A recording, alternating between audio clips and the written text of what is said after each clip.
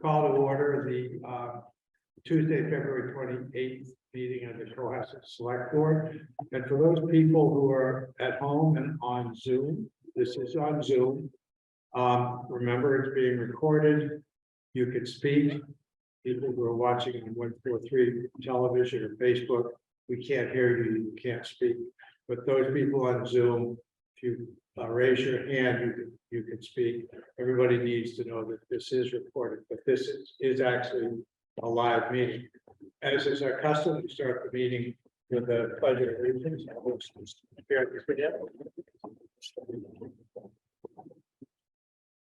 I pledge allegiance to the United States of America,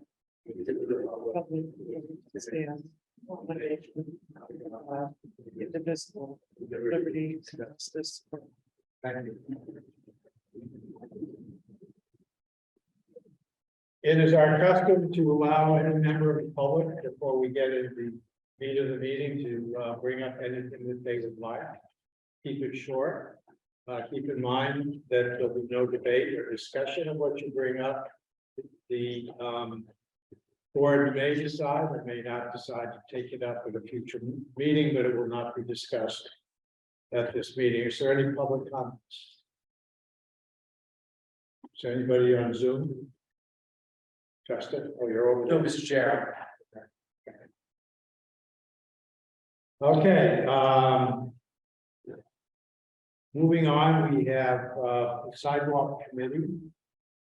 What we are going to be doing is there are a number of people who wish to be interviewed, and some of you are here.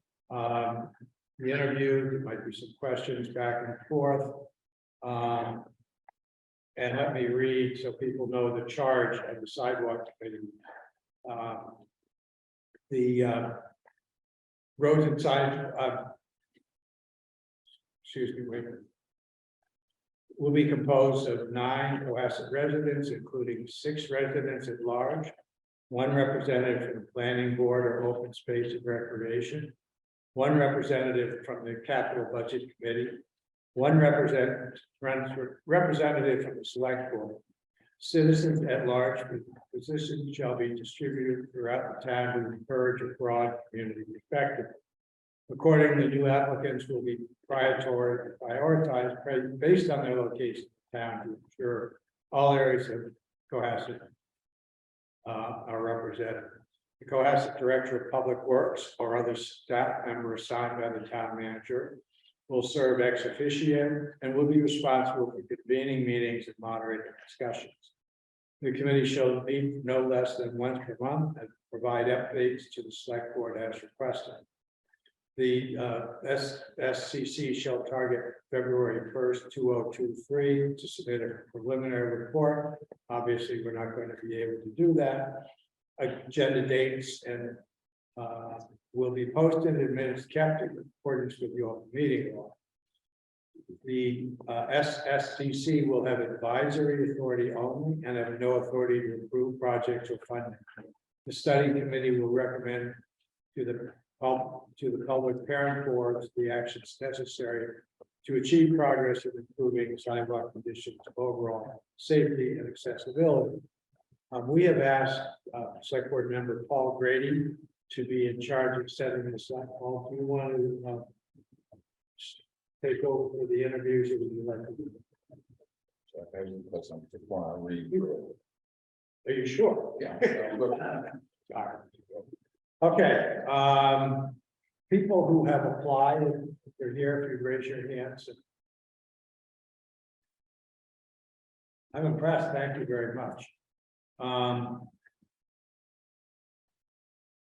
We are not going to. Oh, I'm sorry. No, I just wanted to add that we have 6 at-large positions to fill. We filled 3 of them already, so it looks like there's more than that number tonight. I believe there's more applicants, so we can discuss that after. More applicants out there.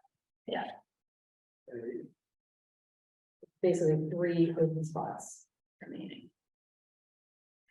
Okay. Who wants to go first? Begin with Yeah. the packet. Go ahead. Von Hall with 500 North Main Street and, for the committee wanted to get involved. Right. Do you have any background or pertinent if you work for the town, if you have been on boards and committees? No town background, no public boards and committees. I'm a program manager at State Street Global Advisors. Do a lot of project work professionally, and just sort of interested in the whole motive of reducing traffic on the streets and making them safer for kids and bikers and things like that. Are there any comments from the select board? Diane? Yeah, I'd just like to, if you could kind of identify your exact area of town, like where this 500 North Main, just because one of the things we're trying to do is get people from different sections of the community. Yeah, so 500 North Main is the second to last town house on North Main for Near the Near the railroad tracks. Yeah. Obviously on the opposite side, so the golf course side. golf course side, right? Right. Thanks. Are there any other questions? I don't think we have anyone from that. Just had a quick. No. you Thank said you for that, so. applying. So what brought your interest to roads and sidewalks? I did, I made that. Oh, so I just moved here last year from Boston. I wrote my background in Boston a lot. The work I've done in Boston with site infrastructure in the last 10 years has been really interesting and really good for bikers. And I have 2 little kids at 500 North Main Street. There's no sidewalk down there, so I think it'd be beneficial for us in the future to get some sidewalks. Part of the, one of the things, I apologize. Are we good? Yeah, by the way, just for the select board, if you want to speak, my eyes don't go up this way, just put your hand there, because I want to make sure everybody speaks, and if I don't look over, don't be shy. Yeah. So with any municipal project, funding is going to be a big issue, and really part of this committee is going to be trying to figure out exactly priorities, but also how we rank them, how we even get to the point where we're paying for this stuff. So if you have a financial background, is this something that you're going to bring to this committee? I think this committee so far has a lot of good members, but maybe could use somebody with a financial background. So in your work, is financial modeling and planning, that kind of stuff really natural to you? Yeah, financial modeling, budgeting, spreadsheets, numbers, yeah. Okay, all right, that could be very useful. That's great. No, so Corey had my exact question about the finances, because sidewalks aren't cheap. I haven't done it, but it has to still. Neither do we, to be clear. Hopefully we can get to the point where we do. Any other questions? Thank you very much. Thanks, Bob. Thank you very much. Just- So I'm Abigail Alvis. I live at 52 Stratford Street. And I've been on the had been on the Recreation Commission for 10 years, and I walk around town a lot. I just thought this would be interesting, but if you have other people in other parts of town, whatever you need. And I don't have any background in money, Have you been on other committees in the past? just the Recreation Commission for 10 years. For 10 years. Okay, well, this is the type of thing, just, we'd like to hear it if you have comments or thoughts. Are there questions or comments from the select board? I appreciate it just for 10 years. Thank you for your work on that, of course. As we all know, it's been a lot of work.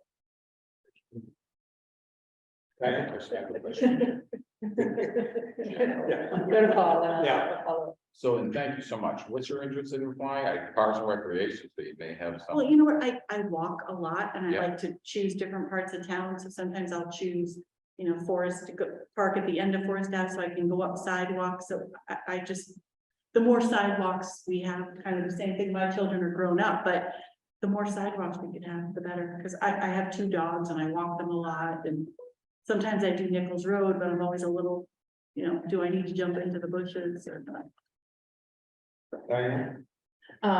One question I have for you specifically, I guess, whether you participated in any of the conversations with the Elm Street, when we were doing the Elm Street corridor. Discussions about sidewalk and the roadway there. Yeah, I did not. That's okay, no, you don't be embarrassed about it, I just wondered if that was something, because. That would show, it could show some bias, and it's the process of these committees talking about prioritizing roads and sidewalks is really kind of a challenge, so, I mean. you've dealt with that in other aspects. of You know, I think town. I was on the website for something and saw a sidewalk committee, so I Yeah. thought, oh, interesting, but like I said, if you have other more qualified people, I will not feel bad if, you know. We can deploy you somewhere. We think you're fantastic. Yeah, we'll see somewhere else, if you say, oh, she'd be perfect over there, put me over there. Uh-oh, you're gonna regret that. And you could do two or three, right? That's right. Ooh. Comments, who else? Go ahead. Yeah, Hi, my name is Cynthia Yeomans, and, well, it started with the sidewalks. and your address, Cynthia. Oh, I live, at the preserve on former Avalon across from the Dunkin' Donuts on 3A. So, and they have sidewalks there, but of course, there's no sidewalks when you get down to the bottom. So I was prompted to join the committee because when I went to high school, we lived on Fair Oaks Lane and we used to cut through the woods down on the bottom of Fair Oaks Lane and stand when there was no sidewalk there and wait for the bus. This was quite a number of years ago, but it was like the informal bus stop there. So I was thrilled to see the sidewalk come from Fair Oaks Lane down to 3A. And so I went to high school in Cohasset and then just moved back here the past 2 years and haven't lived here really in between, and my family did. But I lived in Chicago where there was lots of sidewalks and lots of places to walk, and I'm interested in being able to walk also. And as I said, I was inspired by the little sidewalk that came down on Sawyer Street there, and I thought, well, that's just great. That would have been nice to have back waiting for the bus. Just like, yeah, other questions we have with everybody, background or, things that you bring the committee that you really. Yeah. I wanted the opportunity to serve the town. My experience is in high-tech IT project management. So I have a lot of years of managing big projects, mostly software deployments. But I don't have any experience in town government at this time. We could use you on the public access TV station board, actually. Oh. So we would technical I'm background. open to. I'm open You to. gotta see. So, People should have been warned when they came in here. Flying like brown people. Showed up. It's there. Diane. No, Cynthia, thanks. I actually think just your, where you live would be an important, voice in the conversation about sidewalks. And because one of the things we've talked about for years is, does it make sense to have sidewalks? And by the way, like you hear the financial amount to get a sidewalk from say the preserve down to the train station. Because it would be great for somebody to be able to ride their bike or get on a sidewalk there, but one of the questions is, would people really take advantage of that? So I think that's a really interesting perspective that you could bring just from where you're geographically located, which is the kind of thing I'm gonna be thinking about when we make decisions on populating the committee, but thank you for putting your name in. Well, thank you, Cynthia. Yeah, your demographic is kind of spot on. I'll tell you that. And you grew up in Cohasset. I did, and then, yes. And welcome home. But we are looking for people from basically our city, actually all four corners of Cohasset, and touched on one. So we're trying to reach out to all those and project management. You said more on the IT side. Yes. Yeah, like telecom, healthcare, IT Mhm. primarily, yeah. But And working with vendors. I imagine that's gonna give you some good organizational skills. Pardon I imagine that gives you some good organizational skills. me? As far Pulling together groups of people as to accomplish a people and reports and. goal, Yeah. yeah, to make it happen on time and on budget, and all those things. Thank you very much. So thank you for your interest. On a related note, following from Paul's question, one of the things that we've contemplated throughout various priorities and goals we have are surveys, outbound surveys to people, including people at different places. So for example, Diana's question about how many people would actually use a sidewalk that goes from the preserve to the train, which is something that we would need the state and the Commonwealth of Massachusetts to really engage and fund, because it's going on free, which is a state highway.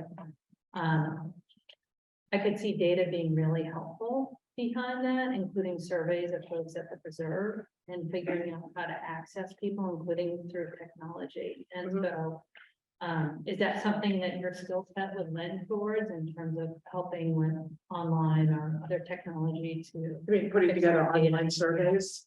I have some experience in that. I have, used some of the tools, but I'm not an expert in it. Okay.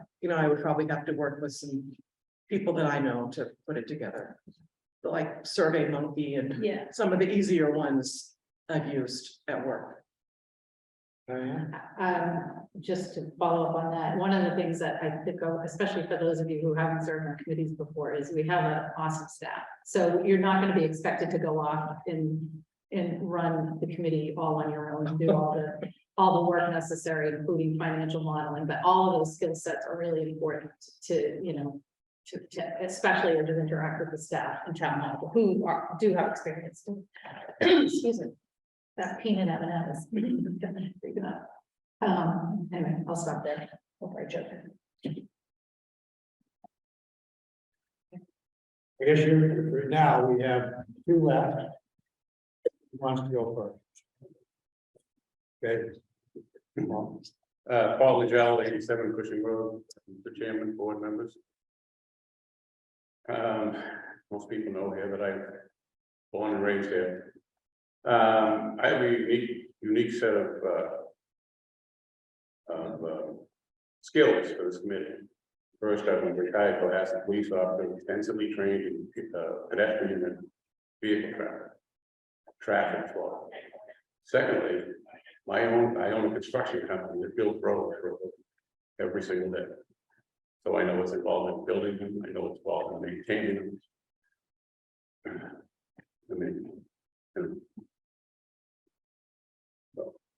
I just, just overall, I just care about the towns. Most people know. We're very long family history of caring for this town. That's why, I kind of brought this up last spring, because that maintaining it's cheaper than building. Comments from the board? Corey? No, I'm gonna go first. No, I was just gonna comment again on the geography. I mean, what's great about Cushing is that it's in the village. It's nice getting in neighbor Jack's. Are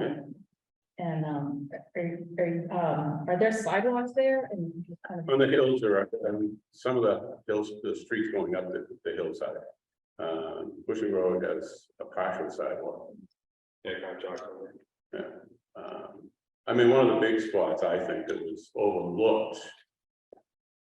And I think it's a priority personally, is Sawyer Street, when they repaved it, and they put the new curbing in from Fair Oaks down to the 3 acres, and probably isn't necessary.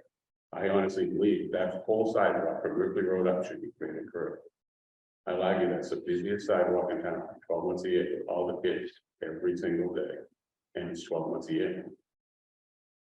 And the other funny thing is, I thought there'd be a lot of trees that people complain about. There's one tree in the entire length of Sawyer Street you have to cut down. Isn't that amazing? Seriously. Corey? No, yeah, the idea of how we do it is also going to be an important conversation. Obviously, I've got a question. The question is, I appreciate that you put your name in for running for this board last cycle. I only ask because if you're intending to run again, I would just feel bad. You are? Yes. Okay. I would just, again, if you were to win, if you were to be on the select board, then you'd have to leave this committee because we already have an appointment for this committee.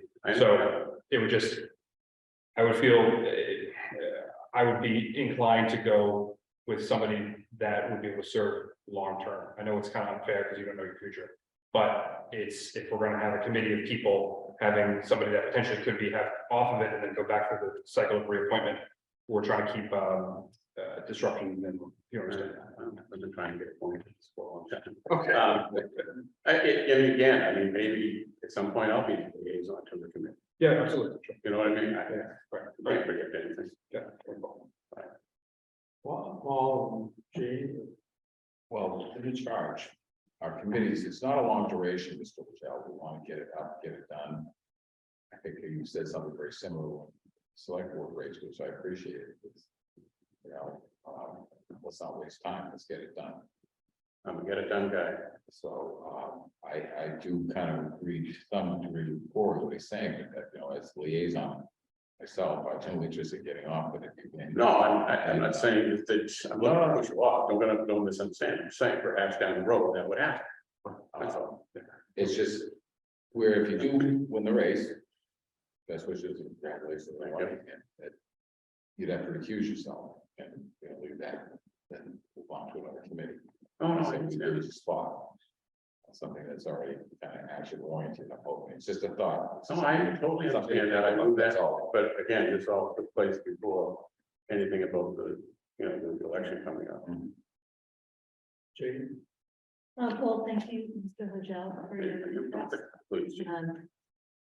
question that I have related to recusal. So this is something I routinely have to do, given that we have a lot of red line issues and I live next to the red line. And so I already release myself from any decision. You said you own a construction company. Do you do work with Cohasset relating to any of the sidewalks?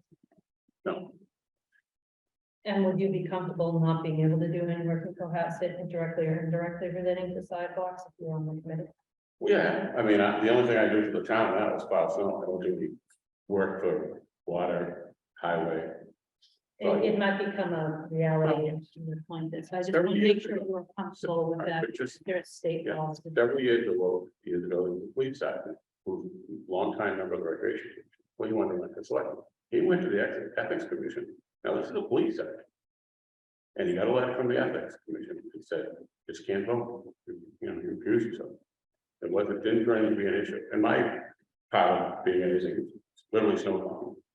Yeah, I just raise it, including for all No, I- candidates, you know, I thought, believe me, well, just so everyone is clear, when you're appointed or elected to a committee, to the extent that you have financial interest, then you know, might not be able to serve, or you might have to divest that financial interest. And that's happened. We have people who are in trades that work in the town, architects, et cetera. They get onto committees wanting to bring their skill set, which is a very valuable skill set, and then they realize that they're then prohibited from doing a whole bunch of essentially like their regular business within town, because the state laws have evolved to be relatively strict. So I just want, in fairness, I to you appreciate it. and everyone else to understand sort of what we're doing.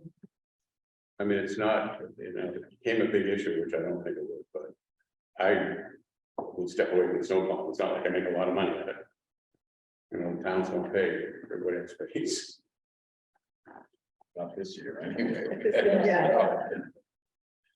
Well, Sorry. just in general, they don't pay anything. You're better off to apply for a big parking lot company. Kind of related on that, and what you can make sure everybody. There's no more comments. It's not just direct, it's indirect. Like if you were doing work or anybody, if you're working for somebody who has a matter before a board or committee and you're doing work for them, you have to disclose, and you really can't vote on it. And if you don't disclose, let's say you're doing work for somebody who just got a planning board something. It was before conservation commission. That can be very problematic. Because one of your clients is potentially beneficiary of what decisions you may make as a town employee, so. And then there's disclosures, and as Paul alluded to, I don't know who that sergeant might have been. But then if there's a question, you go to the state ethics committee and disclose it, and they will issue a letter. So it's just a matter of, I've given it great thought. yeah, well, I wasn't directing that. No, I know. To just putting it for, I'm an open book. all right, any other questions, comments? Last, but certainly not least. Thank you very much. I'm Frank Chigetti. I live at 82 Pleasant Street with my wife Erin and our 2 dogs and our first child in July. And thank you very much. I'm a CPA and accountant. I work for PricewaterhouseCoopers, so I know the first people. And work on a decent amount of, Excel technology, that sort of thing, day to day. We moved down here from Boston 2020, it's a couple years ago now, but, I'd like to walk around town a lot with our 2 dogs, and of course, with the baby on the way, we will. I've noticed there's a lot of low-hanging fruit around town for improvements that could be made to the sidewalks, crosswalks, and things like that, to be added where sidewalks dead end, I think some things could be done cheaper as well as the big projects that I think town would benefit from, as well. And I think a vibrant, accessible downtown is really crucial to long-term success of the community, and I think sidewalks and road safety are a really good way to get that done. Cheap is a good word. Any other comments or Paul? Just a question. Thank you so much. I think I've seen you walking dogs, and they don't live too far from one another. Yeah. I walked the husky in this small. Yeah. I duck out of the way when it does. And you said something very interesting, low hanging fruit. Which is really genesis with this committee to a degree. Is we do have a lot of low hanging fruit in town, and that's why, as I was speaking to Mr. Jealous, that we want to move this committee along. And not just waste time and really start, and that's where the committee is, they meet, Mr. Foreman. We'll get together and come across those ideas. That's a really important aspect, is finding that low hanging fruit. Again, like the sidewalks I'm pushing, things that we can prepare, place, and then move on to the heavier stuff, and then look for ways to pay for it. So that's, great video, sort of. That was just my thoughts. So and you have a background in accountancy, if I'm not mistaken. Yep, I'm a CPA, I do tax consulting work, but obviously work with numbers a lot. Well, thank you so much. Diane? I had written down the same thing Paul did, which is the low hanging fruit, and thank you for bringing up improvements, because, when we charge this committee, it's all about, we need new sidewalks, and we certainly do, but there's a lot of places where we need to just improve the accessibility for the sidewalks that are there, and those are projects that we can start ticking off sooner than, doing whatever design and development of something new. So that's the kind of thinking that we're gonna need on this committee, so. Thank you. Thank you. The other comment, anybody else that I might have missed? Thank you for coming on, and just for people at home to understand this in context.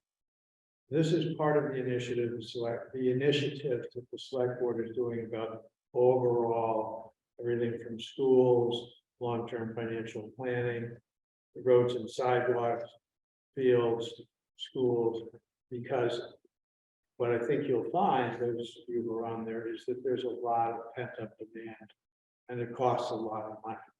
And at some point, we have to start making priorities.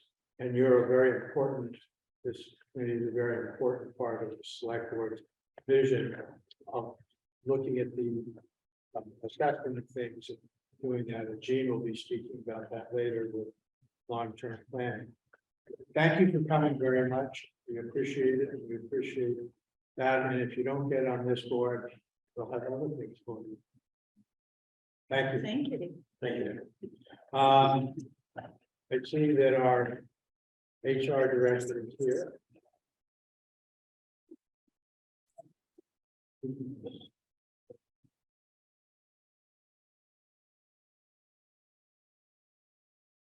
The quick question before we start the next topic, which is, I believe there's like 4 more individuals that are interested, and if we could queue them up for Yes, a discussion next week in a vote.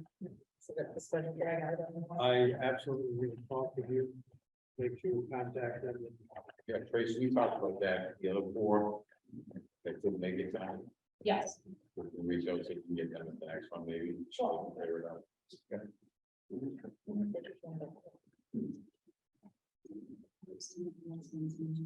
can't get everybody. Thank you. If we can't get everybody to a personal interview, is the board comfortable with having Paul and somebody else or some other select board members evaluate them, so everybody's given a chance? Is that protocol acceptable? I mean, we want them here. Or on, even on Yeah, Zoom. even on Zoom. Yeah, Because I since think we, that the select board should be able to ask the same question. I mean, I'm not gonna like Diane's gonna ask a different question, and it's Gene as it's for me. So next meeting, if they can't make it next meeting, Then we have no choice of it. okay, that's fine, I just want to make sure. Maybe it's just that that's the deadline, final a lot of interviews. And probably get it. Okay, very good. Introduction of new employees. Who would like to introduce our new employee? First, I guess give it the birthday. So good evening, everyone. We have a long list, but due to a variety of conditions from weather to family challenges and all, scheduling being screwed up today. We have our newest firefighter that want to stand up. Welcome Dalton Smith. Dalton just joined us in September. Prior to that, he worked for 5 years in the EMT basic and paramedic for South Shore Hospital. We worked at Lieutenant Weymouth, so just because South Shore is that. He's a graduate of the Massachusetts Fire Academy, just completed training. Congratulations. He's a full on member of the force. He is, fun fact, a diehard Boston Bruins fan, which I think is a requirement. Going to be for the firehouse. He loves to go to games and a big hockey fan. In his free time, he enjoys traveling, live music, playing golf, the beach, spending time with family, friends, and his dog, Bigsby. What is Bigsby?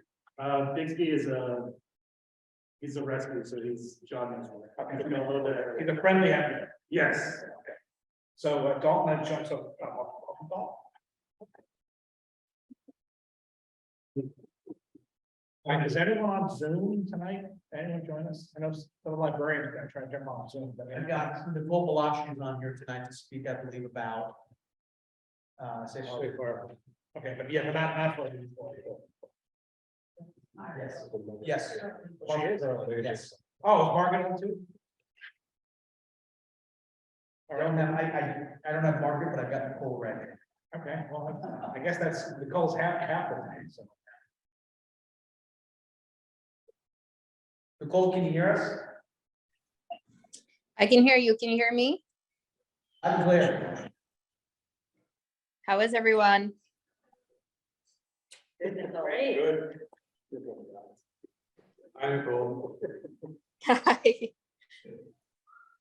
So Nicole, Margaret. Is she able to join us tonight? Or are you just introducing her on her behalf?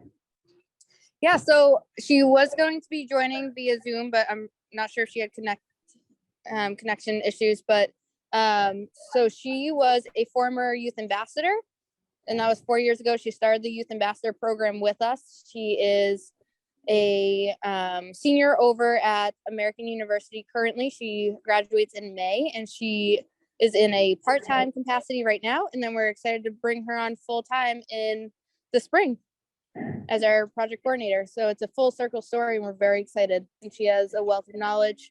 She's graduating with her bachelor's in public health. So she's going to bring a lot to the table and has a background specific to data collection, which we're in need of.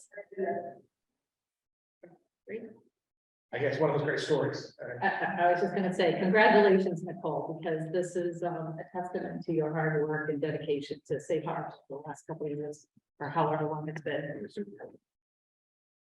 So we actually, so Thank you. another, we'll have to introduce Tana Cass as another one like that. She actually met Lauren 4 years ago, but she was going to college. Justin's got a degree and decided to join us. So she's now working as our secretary. So we'll get her. Thank you, Nicole. Is Margaret there by chance now? We'll get her in person. All right, we'll get her in person. We will get others. I promise you'll meet everybody else. If you get to the library, you get to be an Allison and Caleb. And I'm hoping that Dalton will be joined by others soon. He is our long-term fire. We're very excited to have him. So thank you again to Dalton for joining us and for Margaret, who we will meet, but we're excited to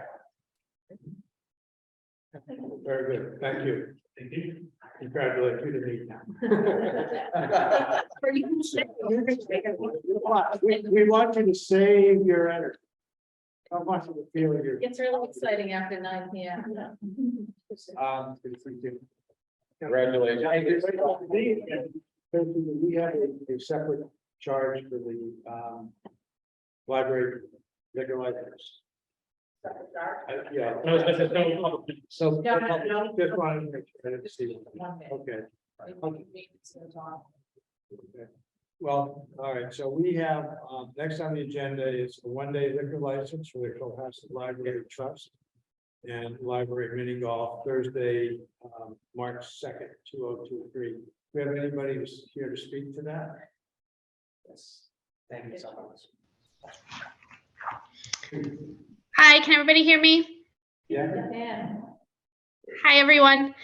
So I am here on behalf of the Library Trust. So just to be clear, we have two mini golf programs coming up. One is a private event on Thursday night, and one is a public event on Friday night that I hope everybody joins us for. On Thursday night, we will be serving liquor at our private event.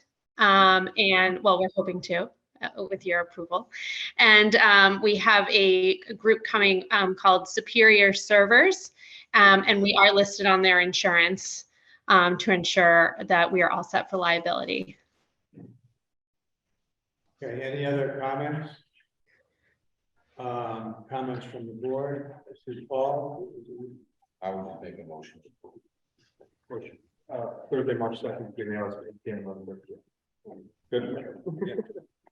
Okay, we have a motion made second. Made and seconded to issue the liquor license for Thursday, March 2nd, between 8 and 11:30.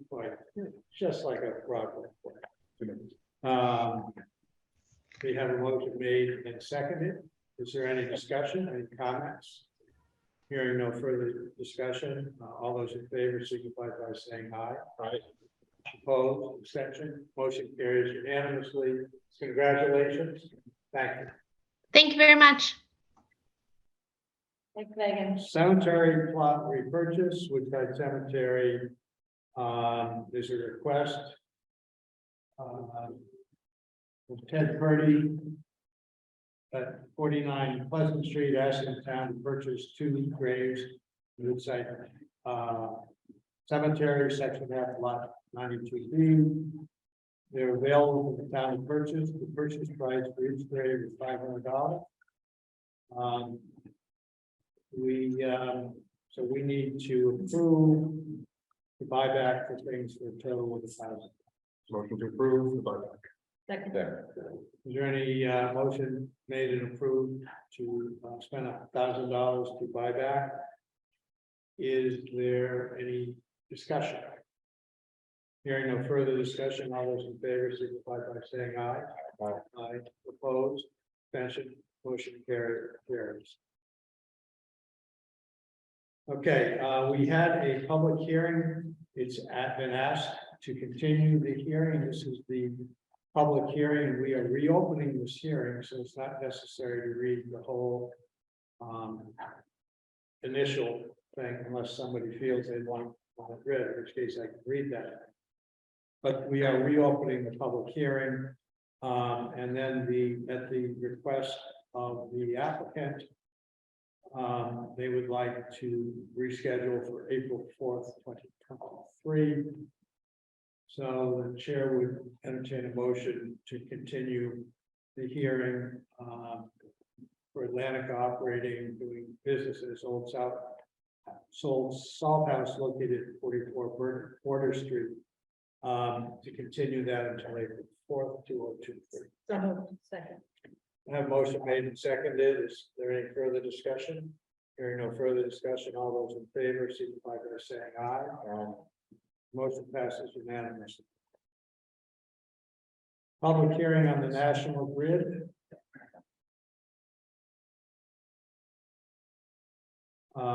Is anybody here from National Grid? Anybody wish to speak to that? Okay, Yes, we do. Yep. you do. Mr. Chair, he's being promoted as we speak. Okay.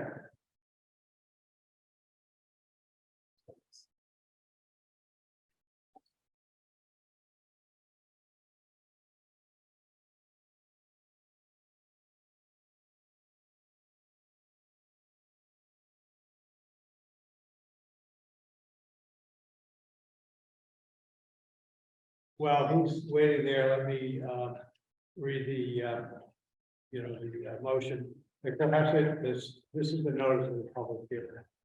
The Cohasset Select Board will hold a public hearing on Tuesday, February 28, 2023, at 7:30 p.m. Mass. With the Mass Electric Company doing business as National Grid of North Andover, Mass. Is requesting permission to construct a line of underground electric conduits, including the necessary sustaining and protective fixtures under and across the public way or ways hereafter named. Elm Street, beginning at a point approximately 10 feet northeast of the center line of the intersection of Elm Street and Margaret Street, and continuing approximately 200 feet in the southeast direction.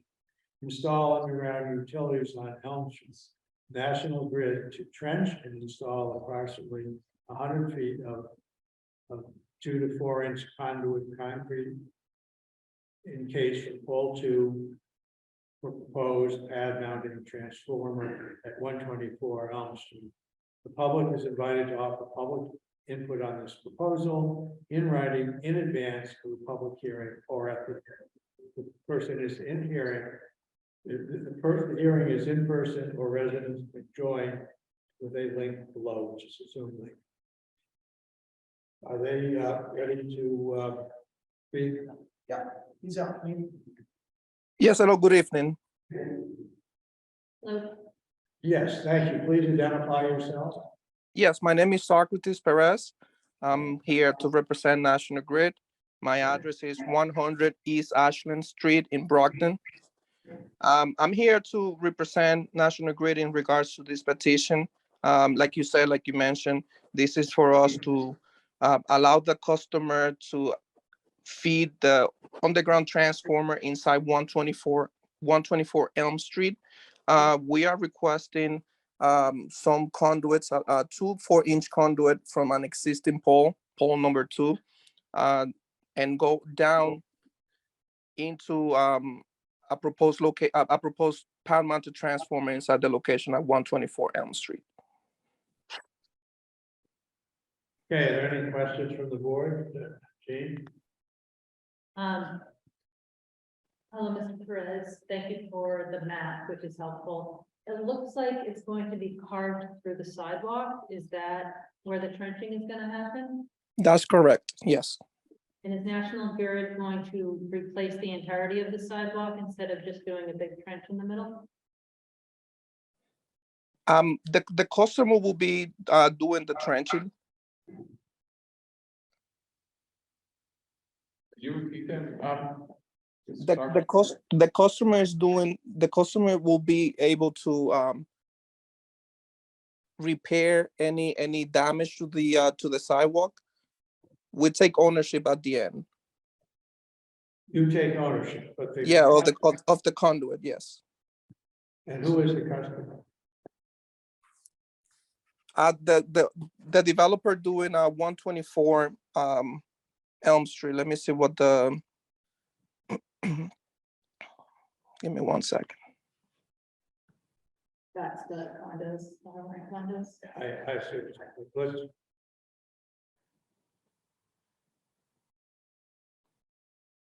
It's JK Escalon. Are they the owner of the property or they a contractor? I have it as the owner. Okay, well, and then after, I think what Gene was getting to, you're going to dig up the sidewalk. The question is, after you dig up the sidewalk and it gets repaired, are you just doing a patch job or is the whole sidewalk being repaired?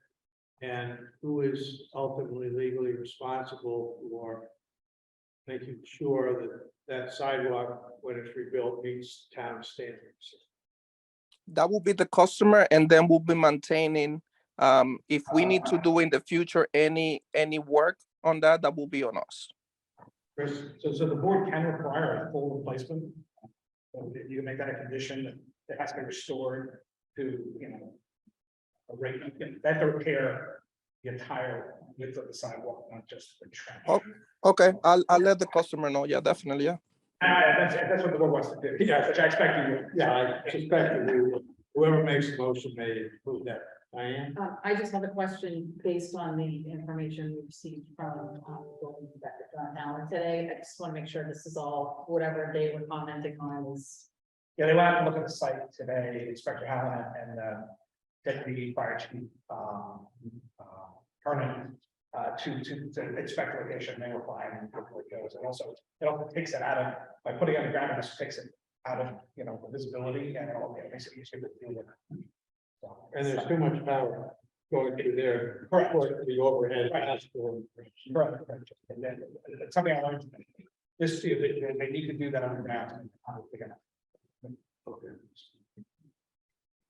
But the board can condition a full repair, a full replacement.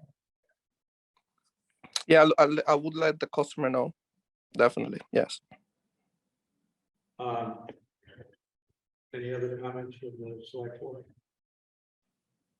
So my understanding is if we were to have a motion, we could include in the motion that we would require full restoration of the sidewalk.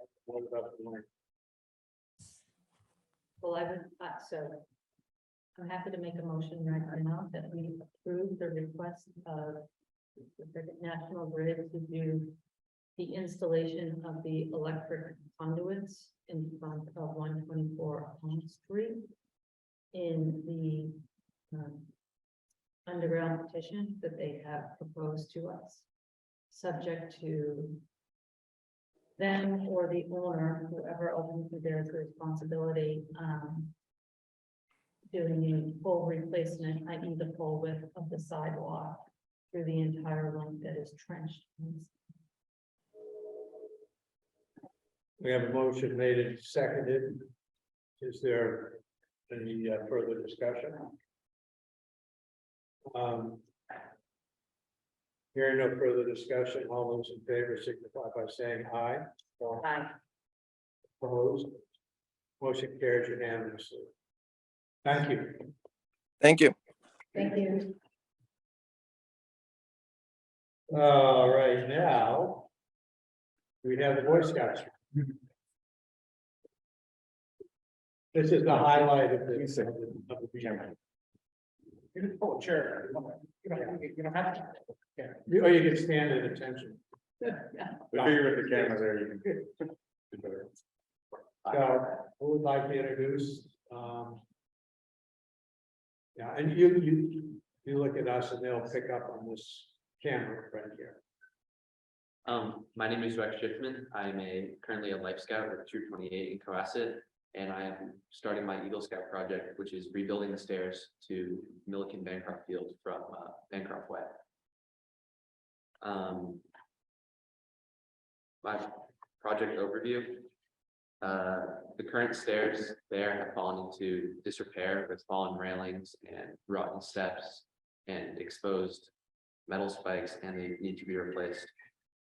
My project would include about 50 railroad ties and a lot of metal spikes, as well as a wooden railing, as the rope one is no longer allowed and is less permanent.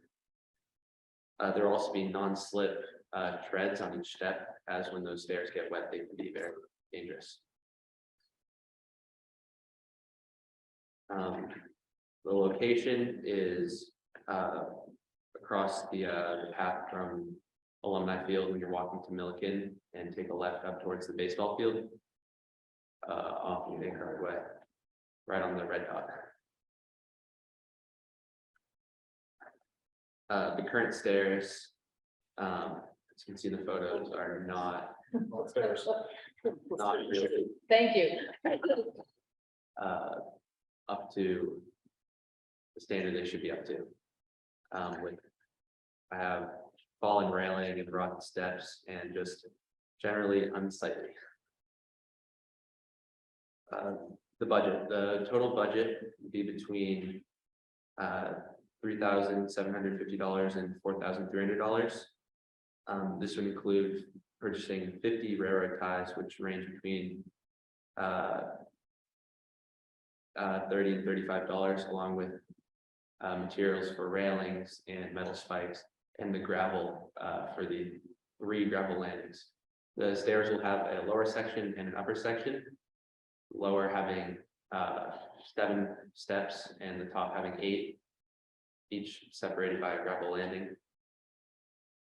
Which is how it is now, but rebuilt.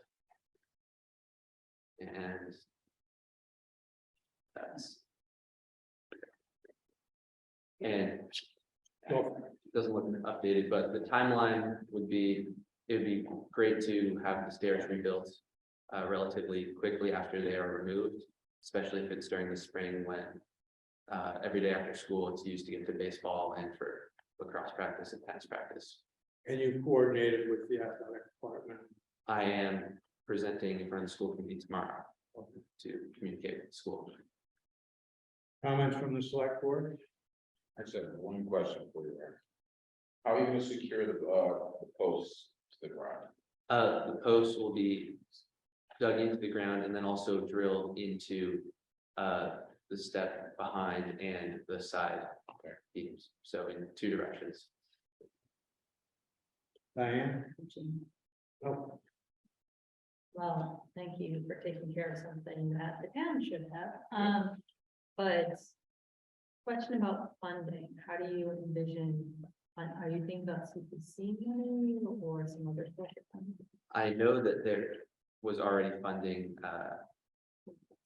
in place through the town, and I'm not fully sure how that would be used. Just we might be able to provide you with an expert directly behind you. Michelle? So there was $15,000 appropriated for this project. We are gonna purchase all of the supplies needed, and purchase these sounds to. Thank you. So my rudimentary math says that we appropriated about twice what he's gonna spend.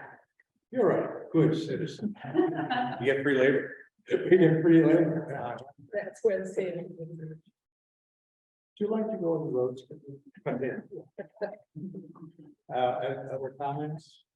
Paul? We just take motion to approve it. Thank you for doing the project. So, since she said we should have done it at the time, we've done it ourselves, so thank you. I'd make that motion to approve. Motion made, seconded, and with gratitude. Is there any discussion, anybody on Zoom? Any further discussion from the board? Hearing no further discussion, we have motion made and seconded. All those in favor signify by saying aye. Aye. Opposed, abstentions, motion carries unanimously. Thank you very much. Thank you. Thank you very much. And are you the scoutmaster? Yes, I am, as a matter of fact. Could you, I think it's very important, we like to thank, just to stand and take a bow. Thank you. So often in our wonderful little town, there's all kinds of adults do wonderful things, and kids come up here, but we always want the adults to be represented, and it's not because they can vote. That's anyway, moving on, Town Hall Building Committee.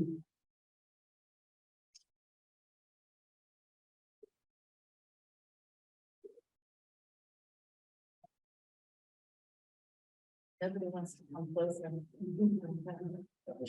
Closer. It's the Halloween spirit.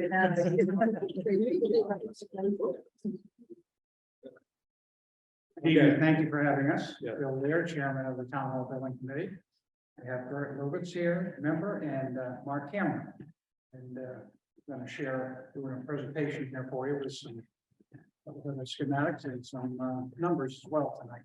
A couple of the renderings that you've seen in the past here.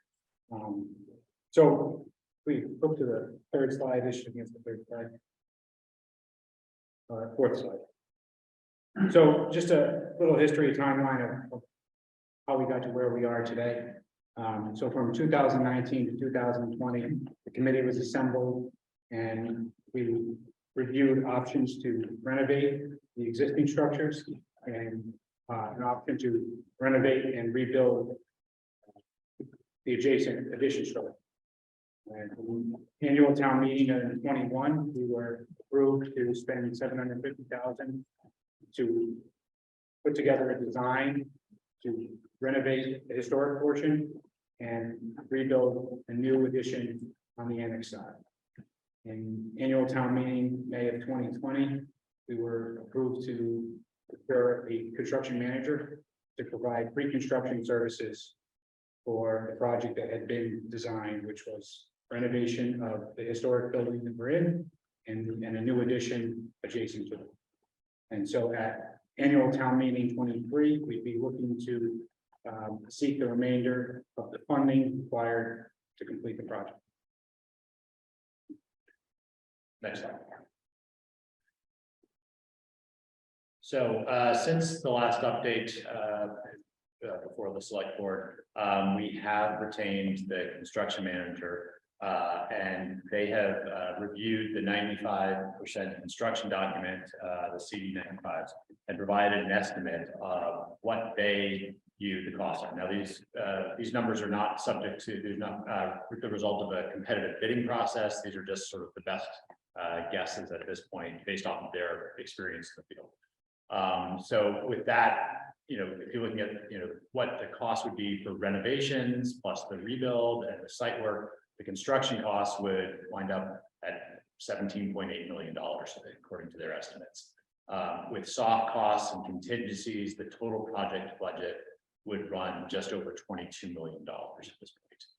Now that's including some value engineering, which you'll see as a deduction there of about $600,000. And these were recommendations that were made by the CM. Next slide. So now what we can also look at is what we have from appropriations to date. Okay, so we start off with that the total project budget of $22 million, we'll call it. And you'll see the appropriations that Mark mentioned on earlier in this presentation of 1.2 million, which includes $750,000. That was the first appropriation you mentioned, and an additional $450,000 that have been appropriated when this committee was formed. And then the second appropriation of $200,000. So a grand total of 1.4 million that's already been allocated to this project. There's also a potential CPC grant of $6.9 million, which brings the amount that we'd be seeking to underwrite at this point would be $13.785 million. So this is all subject to the CPC grant that we'd be seeking, but we have reason to believe that, that this is something that they would be looking to. Move on to the next slide. So one of the questions that has come up and we've examined several times throughout this process is what's the cost of doing a renovation loan? And this is sort of a baseline assumption, right? So what we're comparing the cost of doing renovation and a rebuild versus just a renovation. By renovation, that would be keeping this existing structure, keeping the existing annex, and then doing a top to bottom renovation of the annex, and then doing essentially the same work on the old town hall, the historic town hall in both cases. So the real difference is, one, you tear down the annex and rebuild a new annex versus just renovate the existing annex. So here we've come up with similar estimates from our CM, and the construction costs for that we're looking at about $13.1 million. Adding in soft cost and the contingencies and taking out appropriation CPC grants, wind up with about $10 million.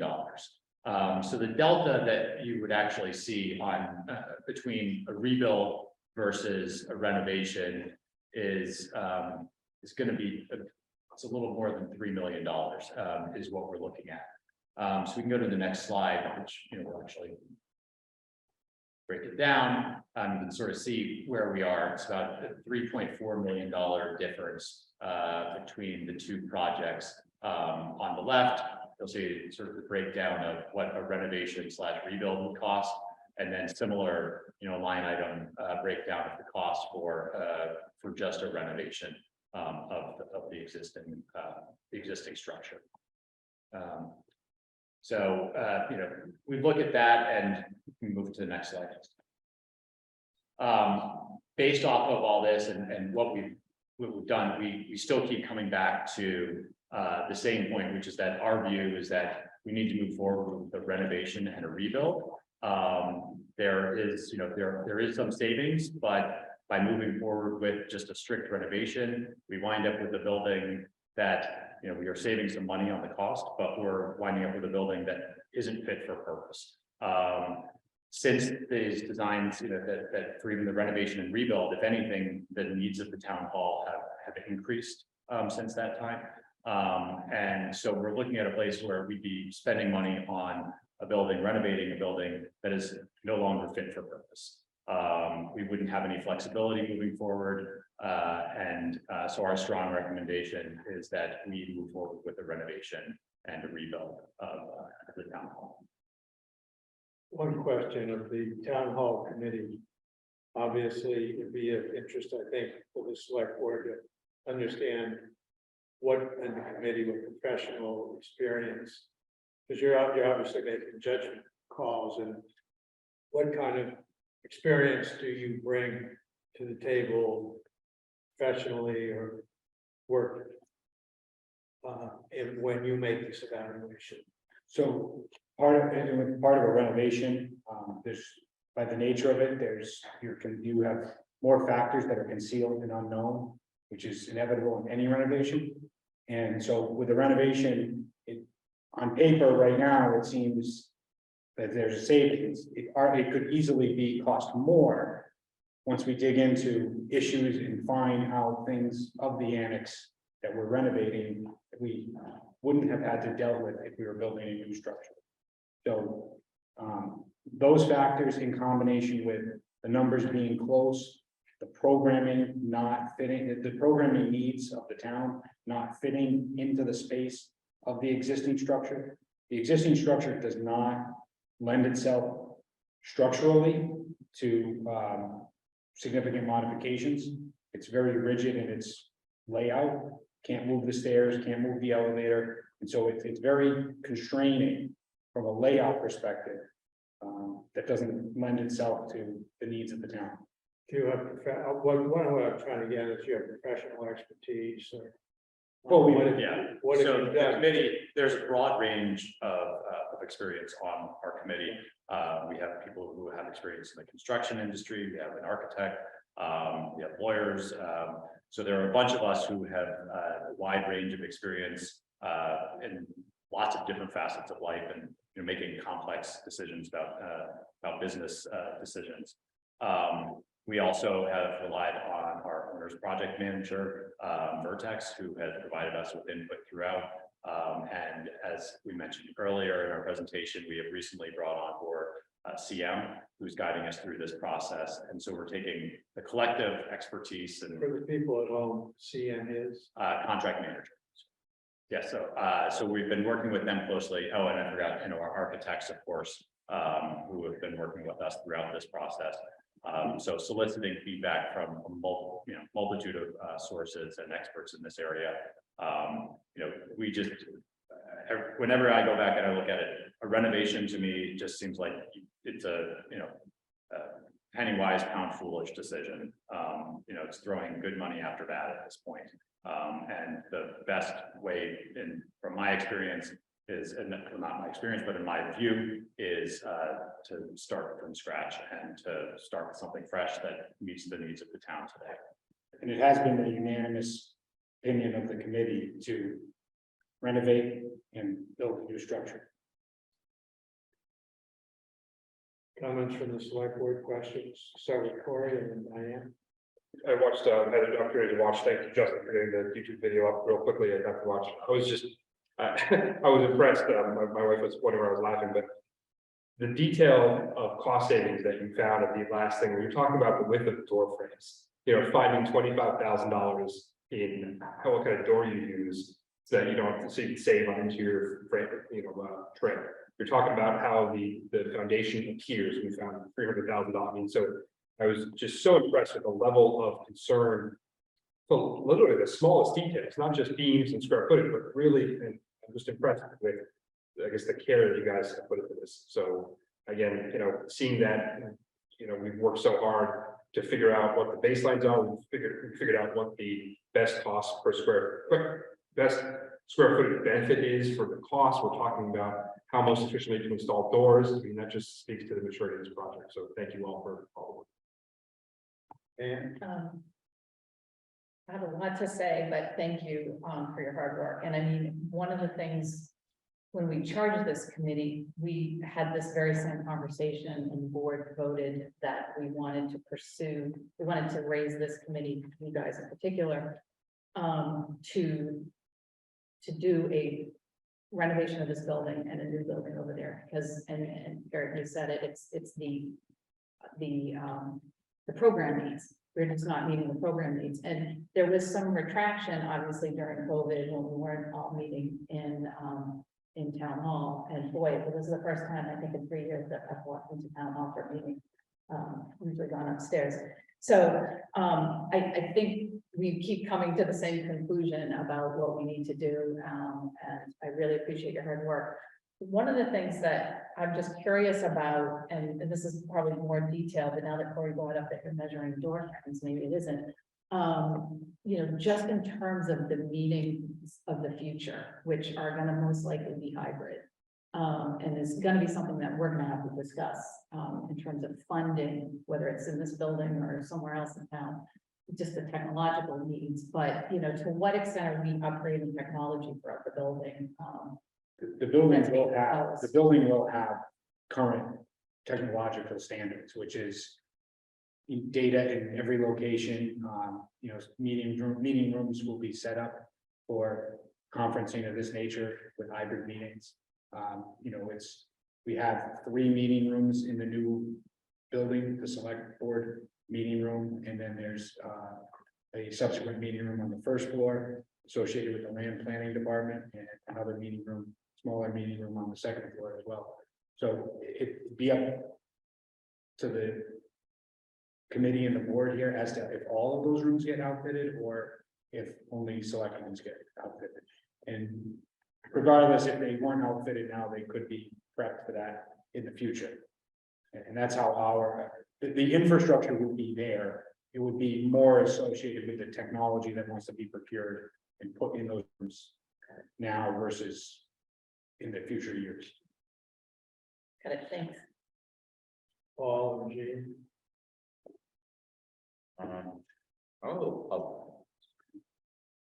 So could you walk me through just as I'm looking at soft costs for a new building at 1.17, soft cost on a rebuild 1.18, OPM, that is Owner's project manager, so any. okay, so 832.5 compared to 1,000,002. Designer on a rebuild 1.5, designer 991 new. BE 597,345. That's not there on the rebuild. It's value engineering, it's based off of the plans that have been submitted. I appreciate that. So why are the costs so much higher on the renovation? So the soft. I mean, I've renovated a few things in my day, so that's why. Oh, no, very valid question. So the soft costs on the renovation were held $10,000 higher because of additional testing that would be required, potentially required for the existing structure. Inspections, things of that nature that may be required. So that's on the soft costs. On the OPM, we'd be doing much of what we've already done again, right? So, and the same thing with the designer. We don't have a design for that project. The only design that we have here in front of the town at this moment is to renovate this building and put an addition on the side here. So if the decision was made to renovate the whole structure here as it sits today, we would be starting the process all over again. We would be engaging an architect to create a new design that would encapsulate renovation of both structures. Right now, the project consists of mechanical equipment residing in this building that's servicing the adjacent building, and electrical equipment being vice versa. So that if the buildings aren't constructed in the way that we've designed today, we'd have to come up with a new design. We cannot put an air handling unit in the basement of this building the way it sits right now without taking that building next to us down. So it would have to be a completely new design. And it would be at least a year until we could put that design in front of this board or anybody. But you see where I'm trouble, Mark, we spoke about this a little bit, because, a few years ago, there was another whole iteration, another complete design that the town spent a lot of money in, and that's in a drawer someplace. And so we've come up with another new iteration. A lot of everything you guys have done. But it's kind of, where is that other design?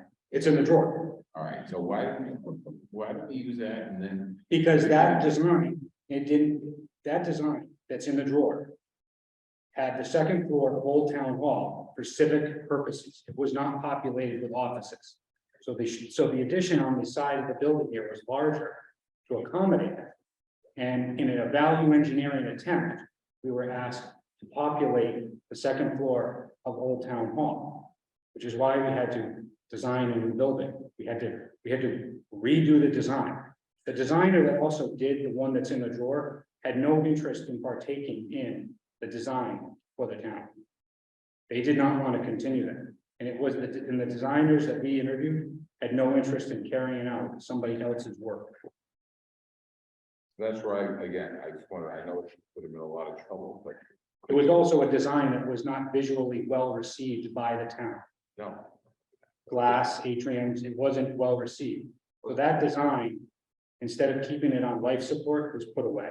All right, but the design you're working for, could we have run on parallel tracks, like we discussed that some time ago, it's looking at a renovation. Yeah, but it seems it's gone completely towards a new building. So we're not gonna, so it's not of the interest to pay for two designs at one time. We evaluate the options, we evaluate the cost of each option, and then we have to pick a road and we have to go with it. And that's the road that we've taken. So we do not have two separate designs. We'd be paying for designs multiple times. We did. Based on the decisions that were made at the time. That was a committee many years ago that we had a different charge.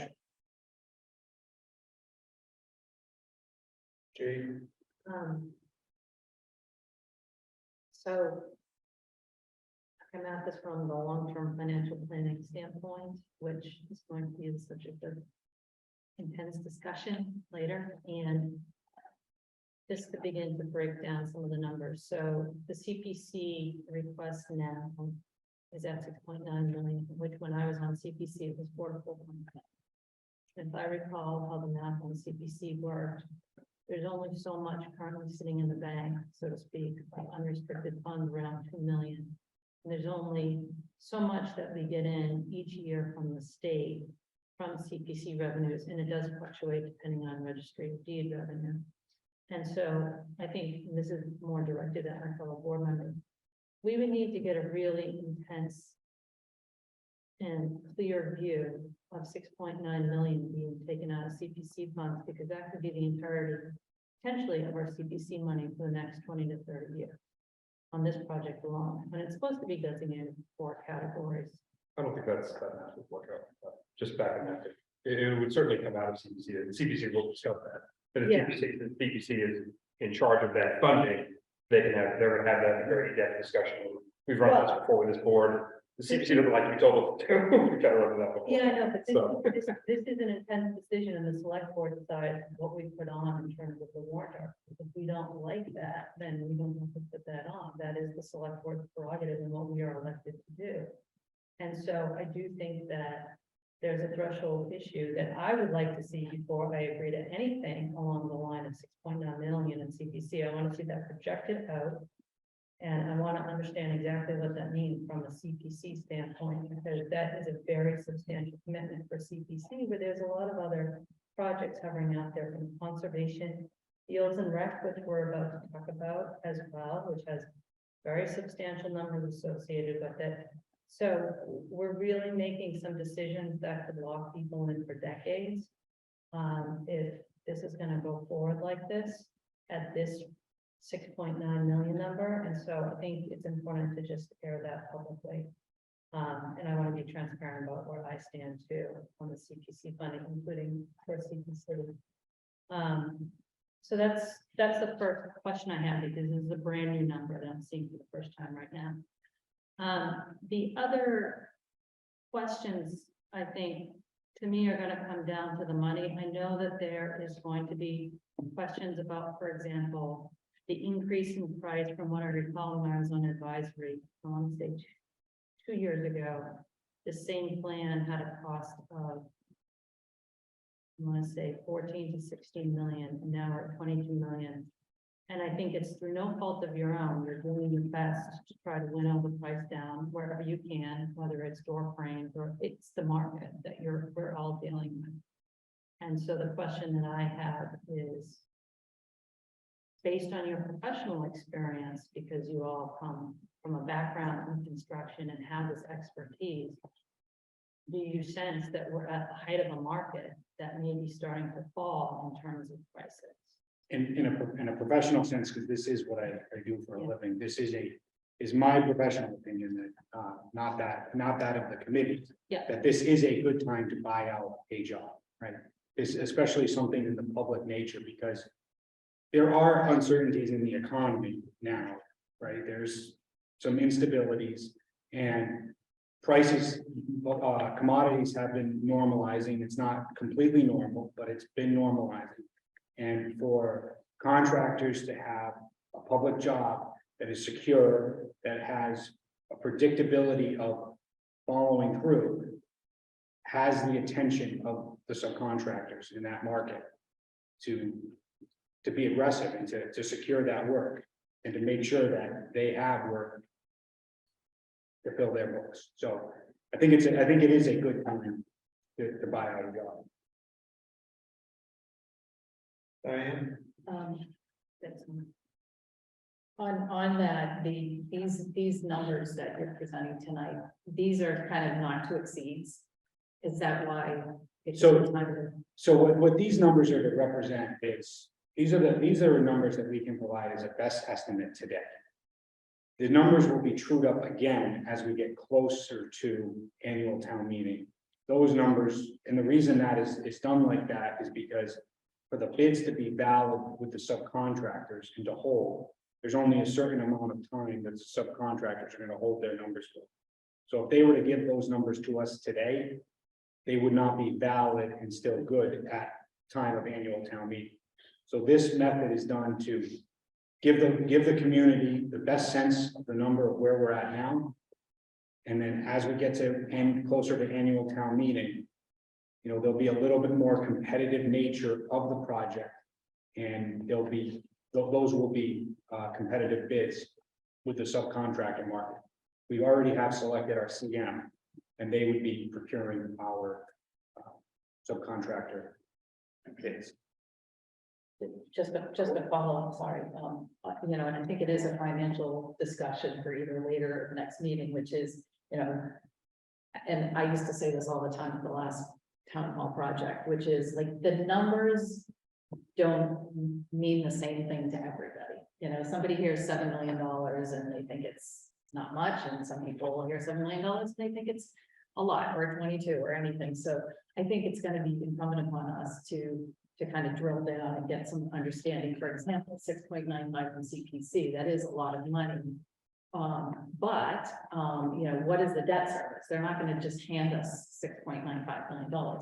It's going to be debt service. And there is a historical fund that there's earmarked money for. And I will argue till I'm blue in the face, that the most important asset that we can put our historical CPC funds to, and I say this as a citizen more than a select person, is this historic building. So, you know, those are the discussions that have to happen, but we have to understand that actually with those numbers, how those numbers play out.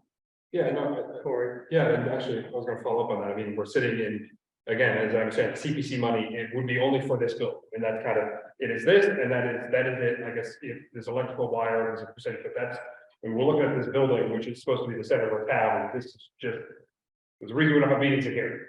We've got literally portable LED lights shining the ceiling.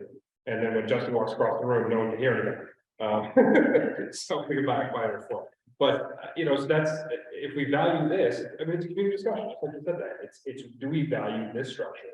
Do we value this history? And is CPC, which is earmarked for that, something we're going to invest in? The question before you mentioned that, which was a really good point, is since we did the CMF process, and I think Dan you alluded to it, which is at what point do we get the not to exceed number? Is that just that town meeting where we're going to say that's the CM guaranteed price, that's what it is?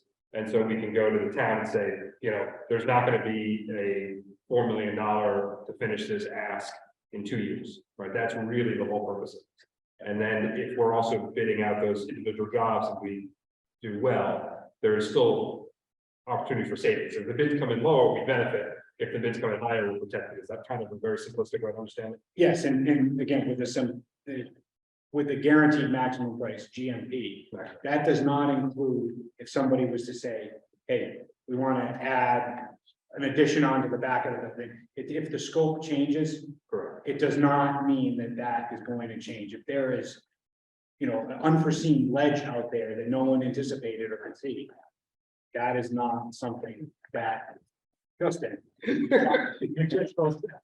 That is something that is not included in the GMP, right? So it's scope changes per the town's directive. If they said they wanted to speak some bigger, grander Then you thing, kind of lose that guarantee. your guarantee is not there for that item. The town would be subject to a change order. Yeah, But- I have to say the dreaded change. Yes, that would be. Contractor as well. But that's us as a community and a board here to control that. And make sure that we have what we need in the design and that we're not adding things down the road. And then one more quick thing, we've talked about relocation costs yet. Where are we on that? That's not part of this, correct? The relocation is indeed part of that. It is in the Soft costs in there, part of the soft cost with relocation costs of $200,000 as well as moving expenses of $100,000. Oh, cheap. That's included in the soft costs. Okay. We've been working on a plan to relocate to town-owned buildings, and trailer space to keep that cost low. We did do a quick survey of surrounding properties to see what the cost would be per square foot to move all of our employees into one location and sign a 24-month lease, which is the minimum we would sign with a property owner. And unfortunately, those prices are coming back, just estimates, we didn't bid it yet, are coming back over $1 million. So our best course of action is to move into town-owned property. And that way we have control over how much time we spend there. If the project is overrun by a couple months, we're not pushed out, and if the project comes in under that, then we're in better shape. Sounds great. Thank you. Diane? Just in terms of real estate, have you discussed, and this is probably an internal conversation more than building committee, have you discussed whether to send certain departments with bill for the extent of the building project? So the short answer is that we've had lots of conversations. And what the pandemic showed is that there's a degree of flexibility that can work for a period of time. I mean, one of the things that happened when we opened the buildings, people came in, and they still do all the time. Often, you know, some people are very specific to pay their bills, so we have to have a place for people to do that. But also people randomly, they're in the building, they want to say their race, I call, right, ahead of time. Or they want to see Michelle had a lot of visitors. That said, we can work around that. And so I think the first priority would have it be to have a downtown location where people could interact with Somebody. Yes, exactly. And then we were talking about some, and trail's not that terribly expensive, as long as we focus down roads. We have some land, again, we're not saying we're putting something in the senior center a lot anymore, but other locations aren't so draconian, but not horrible. And then making sure that if a program has to relocate, you hopefully. So we're not gonna kick anybody out, but if people have to make some accommodations, we can make them. So it does make a little squeeze. So we do have a budget factor in there, and you're giving us, you will come to town meeting with a not to exceed. Right? And by the way, I'm somewhat familiar with that world. I think it's reasonable to say that the skyrocketing increase in construction costs is over. I mean, lumber is back to its normal, all the other things, labor costs. And I think we're going, and I've been through, in my professional world, I've been through a couple of these cycles. And my sense is our subs are going to be very eager to lock in work, which is a lot better than we were 6 months ago. But that's kind of a factual thing. Gene, do you have something you want to do? Well, no, I was just looking back at my notes on CPC balances, and my point is just to be perfectly clear, and again, all for my fellow select board members. We can just have an amount that is what we consider to be the quote right amount for CPC and increase the request on the debt exclusion side. So we're not putting too many eggs in one basket. I do think that it is important to continue to ensure that CPC funds are spread around. They are used for a lot of important areas, whether it's affordable housing or historic society. Sandy, a lot, CPC is used to do a lot of things, the library, amphitheater, conservation land, which is very important to folks in the town.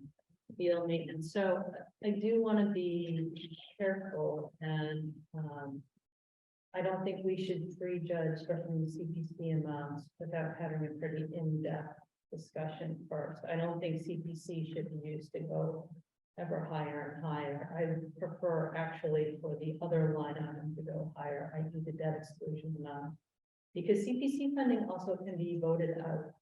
Just so we're aware, like the taxpayers from this town can say, we don't want to do CPC anymore. And then we're going to be stuck with essentially a payment that the taxpayers have to then fund as an additional tax. So I don't think that would happen with CPC money, but if people don't perceive they're getting value out of CPC, that's when you start to see that issue, 10 years down the line. So it is important for us to be guardians as well of CPC. Just gonna say point well taken, yeah. Totally get it. Diane said point well taken. Other comments, select board? Well, I think my takeaway.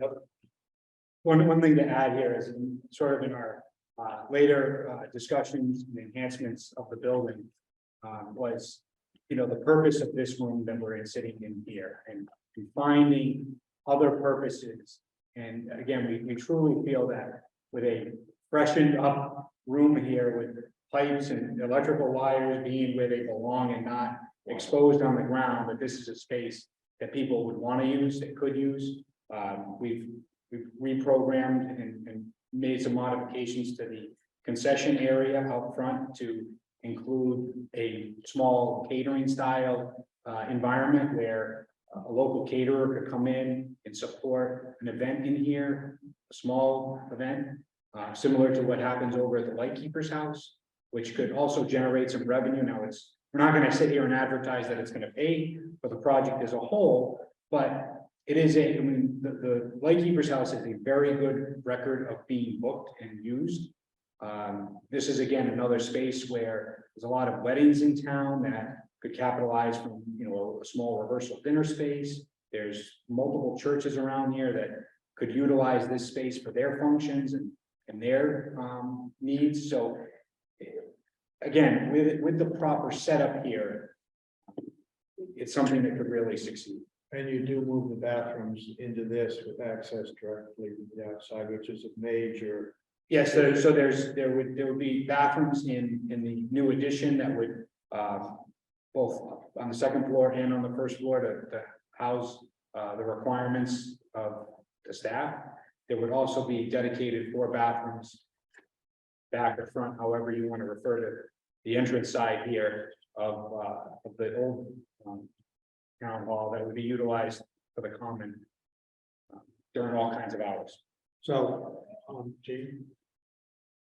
So thank you for adding that in, Mark. That is something that I think would be great to have this be more of a community space, including a place for modest events to happen.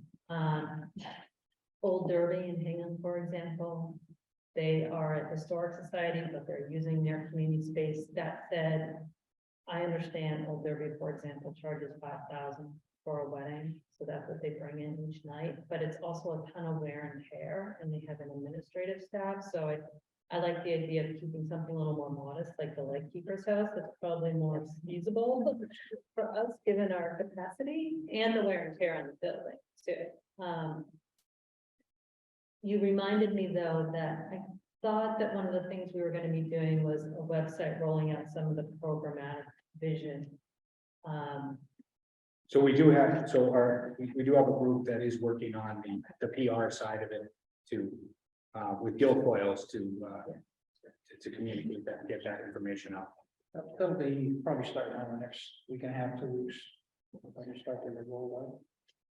I don't want to belabor it, but I do have to say that as tired as this room is, this is a much better meeting space than Wilcott Commons. Wilcott Commons was, that big room was built to be an event space and the acoustics in here are superior to that. And those are the kinds of things that I think are important to, I mean, literally, I sit in Wilcott Commons and I can't hear things.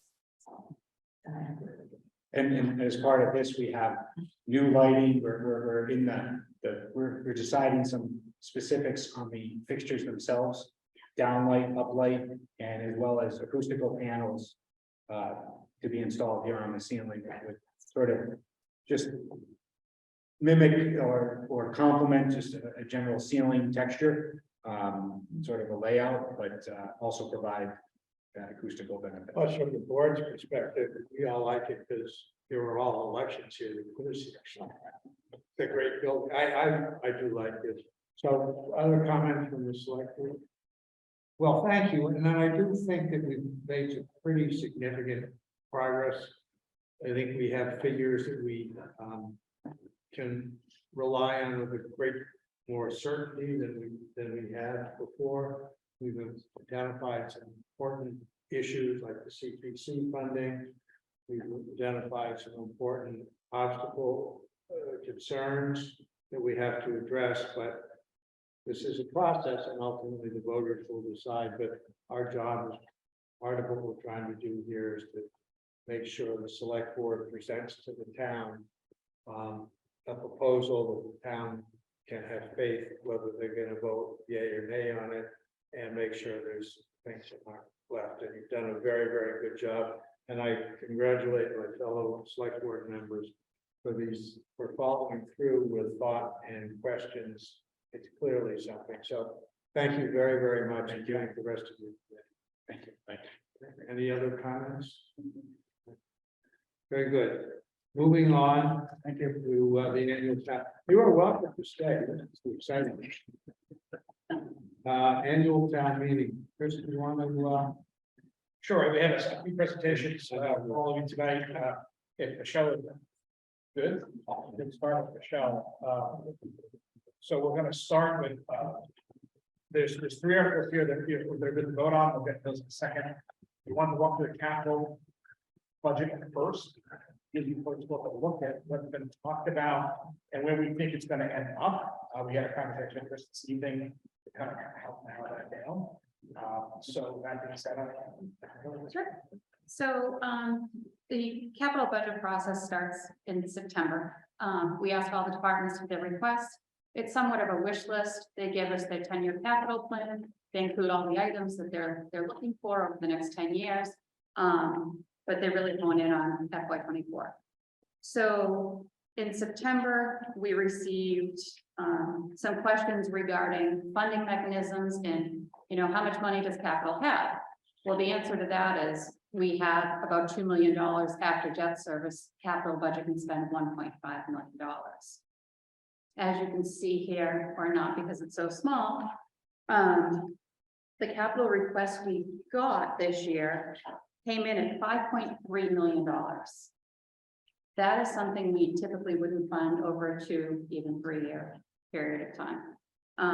So what we do is we go through the list and we prioritize based on what we believe the needs are of the community. And we refine the list. And there are some items here that have been taken off because there are other funding mechanisms. It could be grant funding. It could be CPC funding. Or it could just be something that is really not a need in FY '24, but more so a need in FY '25. So after reviewing the entire plan, we've come up with projects that amount to $1.7 million. I've also included in this capital plan all the requests that we received. So you'll see the school requests have several different items here, and the school's requests come to $3 million. So it's a significant number. In many of these items, our wish list and can be funded in other ways. So we did ask that they go back and look at their funding mechanisms and see what they can do. You'll see items from the facilities department, and facilities maintains all of our buildings. So included in their capital requests are items for DPW, public safety. They have the Beechwood Playground on here because they are the ones that will ultimately maintain it. And of course, service vehicles, because we are on a rotation of service vehicles for all of our departments. The DPW capital improvement plan also includes equipment necessary to run the daily activities. And it includes roads and sidewalk money. So in the plan, they asked for $700,000. When you look at Chapter 90 funding that they receive, and the money that they've given every year, we'd have to look at their road balances, which we haven't done yet, but we're gonna get a deeper dive into their road balances, I think, tomorrow night. So we'll be able to refine that number and decide, you know, how much they really need to complete the projects before them. We have fire and police. Included in here is a new facility assessment. We had a lot of pushback, or should I say feedback from capital, and they had said, well, if people build these all the time, why do we then have to study it for $200,000? If each company builds a public safety building and they're down the street or, you know, 5 miles away, can't we just pick up one of those designs and see if it fits our needs? Reaching back out to the designer, they said, sure, that's something we can absolutely do. But we have to find out what your needs are. So that cost is $75,000. So significantly less than the original $200,000. Police cars, tasers, temporary modular space. So we had a walkthrough of the public safety building, and it was evident that they need additional space. Their interview room is in the middle of their office space. So when there's an interview going on, their detectives have nowhere to work, nor do the lieutenant. So we were looking at temporary modular space, and we found a trailer that we could purchase for $125,000. And that's something that the town would own and can use in the future for other projects if there was a renovation of the schools or any other town buildings. And then fire has a small request in there for PPE for new firefighters. And then IT capital needs. So they're looking for data center upgrades, and the amount requested was over $500,000. That number has since come down to about $430,000. So these are all the needs of all the departments. Departments that had no requests this year, other than Fields and Courts, would be Recreation Department, of course, is that Fields and Courts larger study. The Harbor Master has, there's nothing on that docket. The library, they received any funding they needed from CPC for their pavilion they're building, as well as private fundraising. So these are all the needs requests that are before us. And capital has been meeting weekly since the beginning of January to try to refine the project list and try to move some projects forward. Any questions? Diane? Do we have a copy of this? That's forthcoming, Kim, again, yes. We're actually tweeting this about 45 minutes ago. And one question I have, I can't remember what it was. There's school, in school buildings, there's like, I don't know, prototypes. Are there such things for, you know, so that like Whitman Hanson built the same general prototype school as Norwood High School, but they put a different facade on it. Are there similar things for other municipal buildings like public safety? Yes, there are. There are 2 different designers that are well known in the area. And each have done approximately 20 to 25 projects. Some are larger, some are smaller, but you can you can kind of. Yeah. It's like, yeah. Building it's like a little- capacity, yeah, a little puzzle. The only thing that doesn't exist, that we've asked and asked, there isn't there should be an MSBA for municipal buildings, and a public financing division. And I mean, Colin was on during the big administration, I raised other people after it. Yep. And we're not asking for grants, they'd love to get those, but just to have a system like that, right? So there's like the MSBA, it's very rigorous process, like it says, it would be great for all of us, because it's save a lot of time, and they give us low interest loans, because every committee has to know public safety buildings. Yeah, the legislature took that up a couple years ago, and then it just kind of nowhere, so, and I know it was behind it, but. Do my next act. So I do have a lot of questions, looking at the second slide. The second substantive slide, where these are all the requests that were made, and then there were items taken off. So who made the decision to take these off? So we looked at it based on, first, and I just went through the list, looking at it based on priority. And if you go down the list, the students athletic transportation buses. Yeah. We've been working on a solution for that. The device replacement, of course, is a necessity. Replace alumni field scoreboard. They have a private fundraising effort for that. The furniture is part of a pilot program, so that is still in there. Retiling of the classrooms, that was originally at $300,000, but we learned from Nick that it's a phased project, and each phase costs $60,000. So we could complete one phase now. Replace all the projectors, that's a need. Replace all the iPads, obviously a need. The new school feasibility study we pulled out of here because there's another group for that. So what's the status of the new school feasibility study? I know they went to capital and advisory, I think, last night, or maybe. Capital is tomorrow. Actually, advisory is tomorrow. I'm sorry, tomorrow. So we'll wait and see, but I think that's gonna be something that the select board will need to make some decision on. And then the roads that were requested to be resurfaced, as well as extending the sidewalk to Pond Street. There seems to be a lot of road and sidewalk work. Was that? So, Brian Joyce indicated that it's best to have that as part of an entire project plan. He doesn't want to start just doing pieces of roads. He'd rather fund an entire road. But I think this is all dependent on the feasibility study, because if the idea is you're going to tear down a school, remove a school, to pave an entire parking lot doesn't really make sense with heavy machinery coming in. But this is asking just for pieces of it, and he's saying, let's not just fund a piece of it, let's do the entire thing, because you don't want patchwork up there. So that was the logic for that. The bus parking lot. Can I just stop on that? As Sure. someone who- That's good, if I go up there every day, and there's a ton of traffic, Mhm. particularly during Pond Street and then the middle high school. Any significant renovation or rebuild years and years from now, and that road is just getting torn to shreds. I really think we need to look back and say, okay, and maybe this is for roads and sidewalks, if not this year, next year, because that's such a high volume road with a lot of new drivers. I just think waiting for whatever's gonna happen with the schools, it's gonna be a longer timeline, and I think. Even those who like are fully gung ho are gonna be. I think prepared to wait to like redo the roads there. That strikes me as a need sooner rather than later. And extending the sidewalk to Pond Street. If the rationale is to take it off to wait and see what happens with the road and sidewalk committee. I don't know if that's a part of it. I don't know what the discussion has been surrounding the sidewalk, but again, the sidewalks surrounding the schools, the college are very heavily utilized on both sides, and so it does strike me pretty high priority.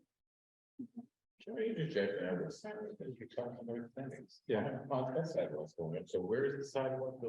There's a section of sidewalk that doesn't extend all the way to Pond Street. Where? It's probably the length of, I would say, this It's table. by the athletic fields, Paul, it's where you turn up, it's at the park, the side parking lot, the sidewalks from CJC Highway down But if you're coming up the hill from the village. From say Cushing in the village. Yeah, the sidewalk, if you went to the main entrance, it's fine, but if you want to get athletic, there's a gap there. I mean, I know. you know what I'm talking about? Like if you're going on Bancroft. It's pressure upon it. I've done, I've parked across the street, a lot of those buildings, which across the street. It's like a sidewalk, so you- For that piece of sidewalk. So if the kid. And so that's why we took out funding this year, because there's, Not very. they won't make it through the conservation costs. On the right side. Yes. Yeah, this could be a special. So maybe, Paul, we need to put that on the list, Yeah. once things get going and all the roads and sidewalks can do. Well, the other funding system that too, that could be a, say, if it's a school or something like, I remember some grant funding for that, possibly. Anything else, Michelle? Questions from the? Just, I have a fast question about that Pond Street now, because it's gonna go on the roads, just sidewalks now, but why the Concom issue there? Don't see this. Just out of curiosity. I'm not entirely sure of the whole story, but there is conservation land. And that's why the sidewalk cannot be placed where, that's why it stops where it stops. For real. That's- The IT thing is a huge ask, but I think time and time again, we learn that if you skip investment in IT, it ends up kicking you 10 times more. Do you have any knowledge of that project? I just want to keep it on our radar in case it gets squeezed, because this board is prepared to try to figure out how to patch that. So I don't have a tremendous knowledge of it. I can tell you, Ron is before capital budget tomorrow evening, presenting for the second time. He presented, initially, they had some questions. He went back, got some, answers for them, is presenting tomorrow night. Okay.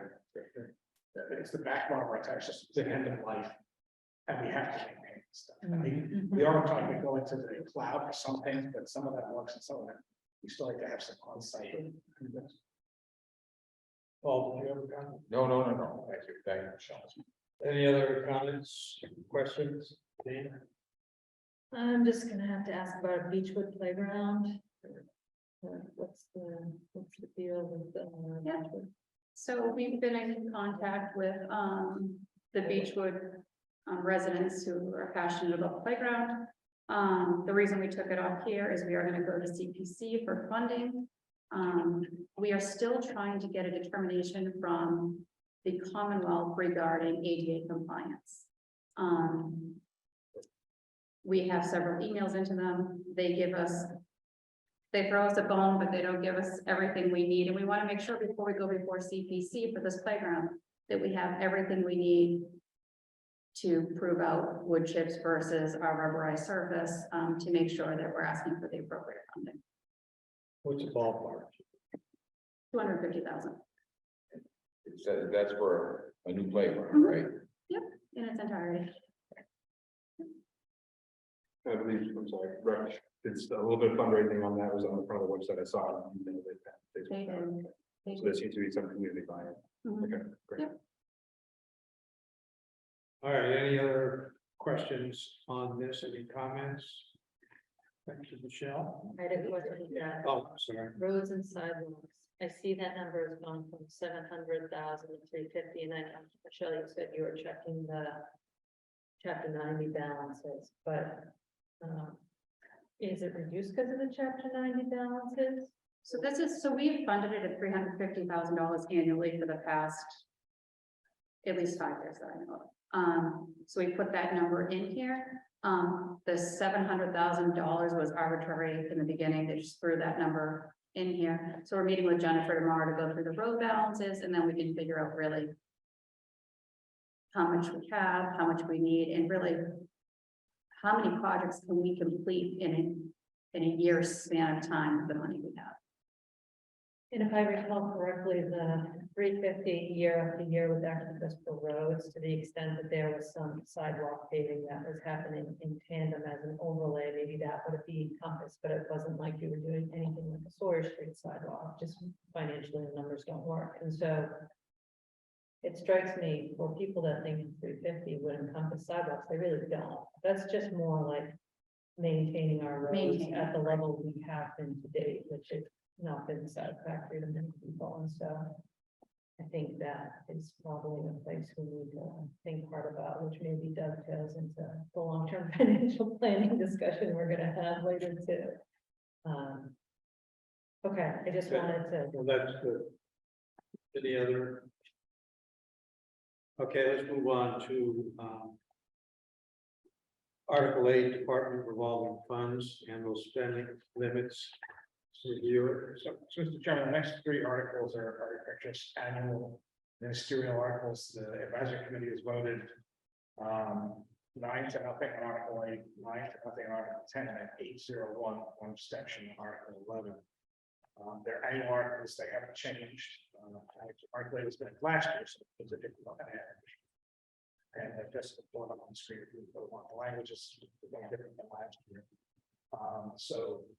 Again, this is the first three articles that advisory voted on. Then, so if you have a question, any of them, I can ask them, I can answer them. Again, Article 8 is that's just a part of the Municipal Modernization Act, so it's in the bylaws every year. The spending authority for each of these funds has to be renewed. These are the numbers haven't changed. The board can change it during the year if, for example, when they needed to, or something like that. People start making lots of copies to the library. That's allow all land to flow there if we could. Article 10, chapter, how you want to do one at a time? Or? No, I was just wondering, have board members had a chance to review them? And there is everybody consensus, we're all set with approving these? And do we need to vote to put them on first, or? You could, yes, formally, I vote to put them on, and then you can, if you're prepared to vote to recommend them, again, these are ministerial. Do you have a question? Yes, a question. What's the after hours building inspection? So we created that last year, when the town retains and they're paid for by contractors, if there's major projects, and we have several that are percolating right now. Yeah. Sometimes we need to put them out. So this money was set aside, so if money comes in from the contract staff, for the project developers, it goes into a fund, it just pays for them. So it's separate, that's what it is. So it's we have to do inspections on weekends or after hours. That's all. It's probably gonna be expanded at some point to just contracted building inspection, because we do have folks who come in besides Inspector Howard. But that's what it was created for last year, Inspector Howard's request, because we have West Harbor and we have Butler Street, we had CJC Highway that required weekend and after hours physical presence. Yeah, the developer pays for it, but we have to run through a fund. So Any other questions? Is the board prepared to vote on this? Or do you want to put it? I move that we approve we move to recommend article number 8 for Department of Revolving Funds annual spending limits.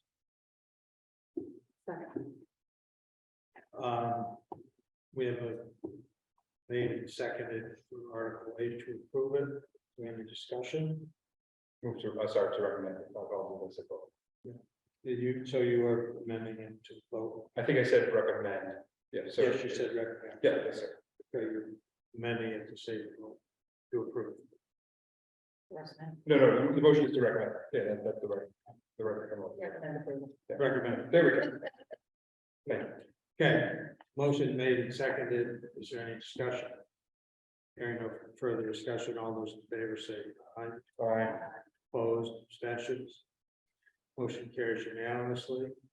I think we're also prepared to, I move to recommend for approval, article number 10, and the general law, chapter 1, liability. Okay, we have a second. We have a motion to offer Article 10. Is there any further discussion? Is it to authorize or to recommend? Recommend down. Is there any further discussion? Hearing no further discussion, all in favor, signify by saying aye. Opposed? Abstentions, motion carries unanimously. And I would also do the same with article 11. Article 11 just seems like a really no brainer, the tax exemptions for a lot of great groups of people. If the board felt like we wanted. So are you, presentation on that. are you, I will hold that because it's not like we have questions. No, my only question is, this has not been voted on by advisory. or it has. Oh, it has? Yeah, they approved this 8-0. Yeah, I'm just following. I move that we recommend to town meeting the approval of the Article 11 regarding. Okay, we have a motion made and seconded for Article 11. Is there any further discussion? Hearing no further discussion, all in favor signify by saying aye. Opposed? Abstention, motion carries unanimously. Just a quick question, sorry. Do we anticipate that these article numbers will remain the same? At that point, we'll work it. Later on, this shoot there. Yeah, the ones over there. Okay, we also have a socio-vocational technical committee amend the original agreement. So we have, Mr. Chairman, Tom Hickey, the superintendent of the VOTEC, is available on Zoom. We made a presentation last week to the advisory committee. Basically, the VOTEC, which is ably represented by George Cooney, is the Cohasset representative, is seeking to one, add Marshfield as a full member. Marshfield is not, Cohasset is a founding member. I want to say like it's under explain all this, but it's that's the core of it. There's also some other amendments. All of you have, it's all been circulated. I believe all the materials, they're very good marked up. And there is time to make a presentation, answer questions. Good evening, everyone. Good evening. Thanks very much for fitting me in this evening, and I look forward to answering your questions. As Chris had just indicated, we're in front of you this evening as a district looking to amend our regional agreement. The major thrust of the reasoning is because we are looking to add the town of Marshfield to our district. The timing of this is fortuitous for, I think, all concerned, as we are in the pipeline to construct a new and larger, hopefully, vocational school. As you know, Cohasset was one of the original 6 towns that formed the school in 1960, and then the doors opened in 62. And we have been applying to MSBA for 7 years, and it's nice to be in the process. Within the last year, we've been able to secure a project manager, and we'll be looking to complete our project team very soon. So for the purposes of this evening, this amendment essentially incorporates the terms and conditions for Marshfield's entry. The Department of Education had to review the whole agreement, and they made several other suggestions. I'd be happy to touch on those as well. But essentially, the terms and conditions for Marshfield would bring them into our district for the start of fiscal 25, July 1st, 2024. They would have to pay a proportional share of our existing stabilization fund, so as to bring them, to make them whole, to catch them up, if you will, with the 8-member towns who have been contributing to that fund. And in addition, probably the most important factor, given that we are within a few years of at least pursuing a larger school project, is that we secure a fair share of the debt. And so what we've embedded in this agreement is essentially, we will fix Marshfield's debt share after they have been in the district for 5 fiscal years. And with each passing year, Marshfield's increasing debt share will be adjusted from essentially prior to the end of year 5. What does this mean? We anticipate that somewhere in late 2024 or early 2025, we will come back to the voters of our district and ask for support for a building project. And at that time, the town of Marshfield won't have had an equal number of years of recruited students in the building. So it would be short-sighted for us to fix a debt share with a district that might end up sending us more kids, especially in those first 4 years of recruitment.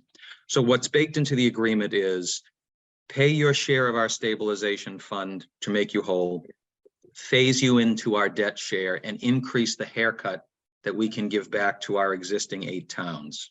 That's essentially the terms and conditions. For this to happen, the article in front of you tonight will be in front of our other 7-member towns, and it will also be in front of the town of Marshfield.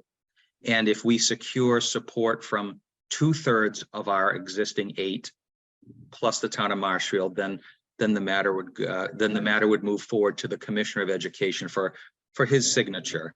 Because DESE has vetted this, we anticipate that being a formality if we are able to secure support. There are other changes to this regional agreement. I do not want to ignore The vast majority of them, I'm happy to report, are grammatical formatting. It's a better document, but the substantive changes are largely dealing with Marshfield. We also adjusted some language regarding how our school committee could incur debt and pass the matter on to our towns. And we made some streamlined suggestions on if we ever had a town that wanted to withdraw. We clarified a couple of spots that appeared vague upon reflection of whether the threshold for a vote for a town to withdraw and the formation of a subcommittee to discuss it with a town that wanted to withdraw. I'm happy that the number of changes was kept to a minimum, but certainly we want to be able to be transparent about what it is we're changing. So the headliner is we're here because of an expansion of the district, and we've also tidied up the rest of the document in several areas. I'd be happy to address any questions you might have. Questions from the board? Where can, Diane? sorry, where can one read the agreements for the draft? Oh, geez, I'm sorry. No, it's just. Right, I have it, thank you. Or is this something that goes to the school committee as well? No? Okay. Just didn't know. Well, there's our issue. This advisory presentation this week. They haven't voted. Okay, yeah, it's the same presentation. Okay, so we have documentation, we can review it. Advisory has not voted on it yet. I know they have not voted. They didn't have any, they asked questions, but they didn't have any. The board want to wait until the advisory weighs in on it? Thank you, Mr. Hickey, for the presentation, including alerting us to the fact that you're going to the MSBA program. What is the cost that you have? It looks like you've completed the first round of tasks, including a feasibility study agreement. Have you completed that feasibility study? No, we have secured the feasibility study agreement with MSBA. Our timeline is by June of 2023, we should have secured a design team. So by midpoint of this calendar year, we'll have a project team ready to go. By the end of this calendar year, I hope that we'll have our rough menu of options.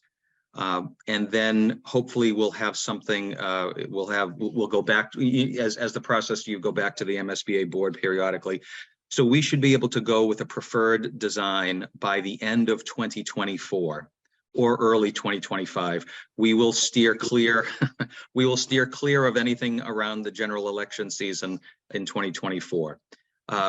So I've got September of 2028 penciled in for a ribbon cutting, but the feasibility process is going to take us through 23 and 24.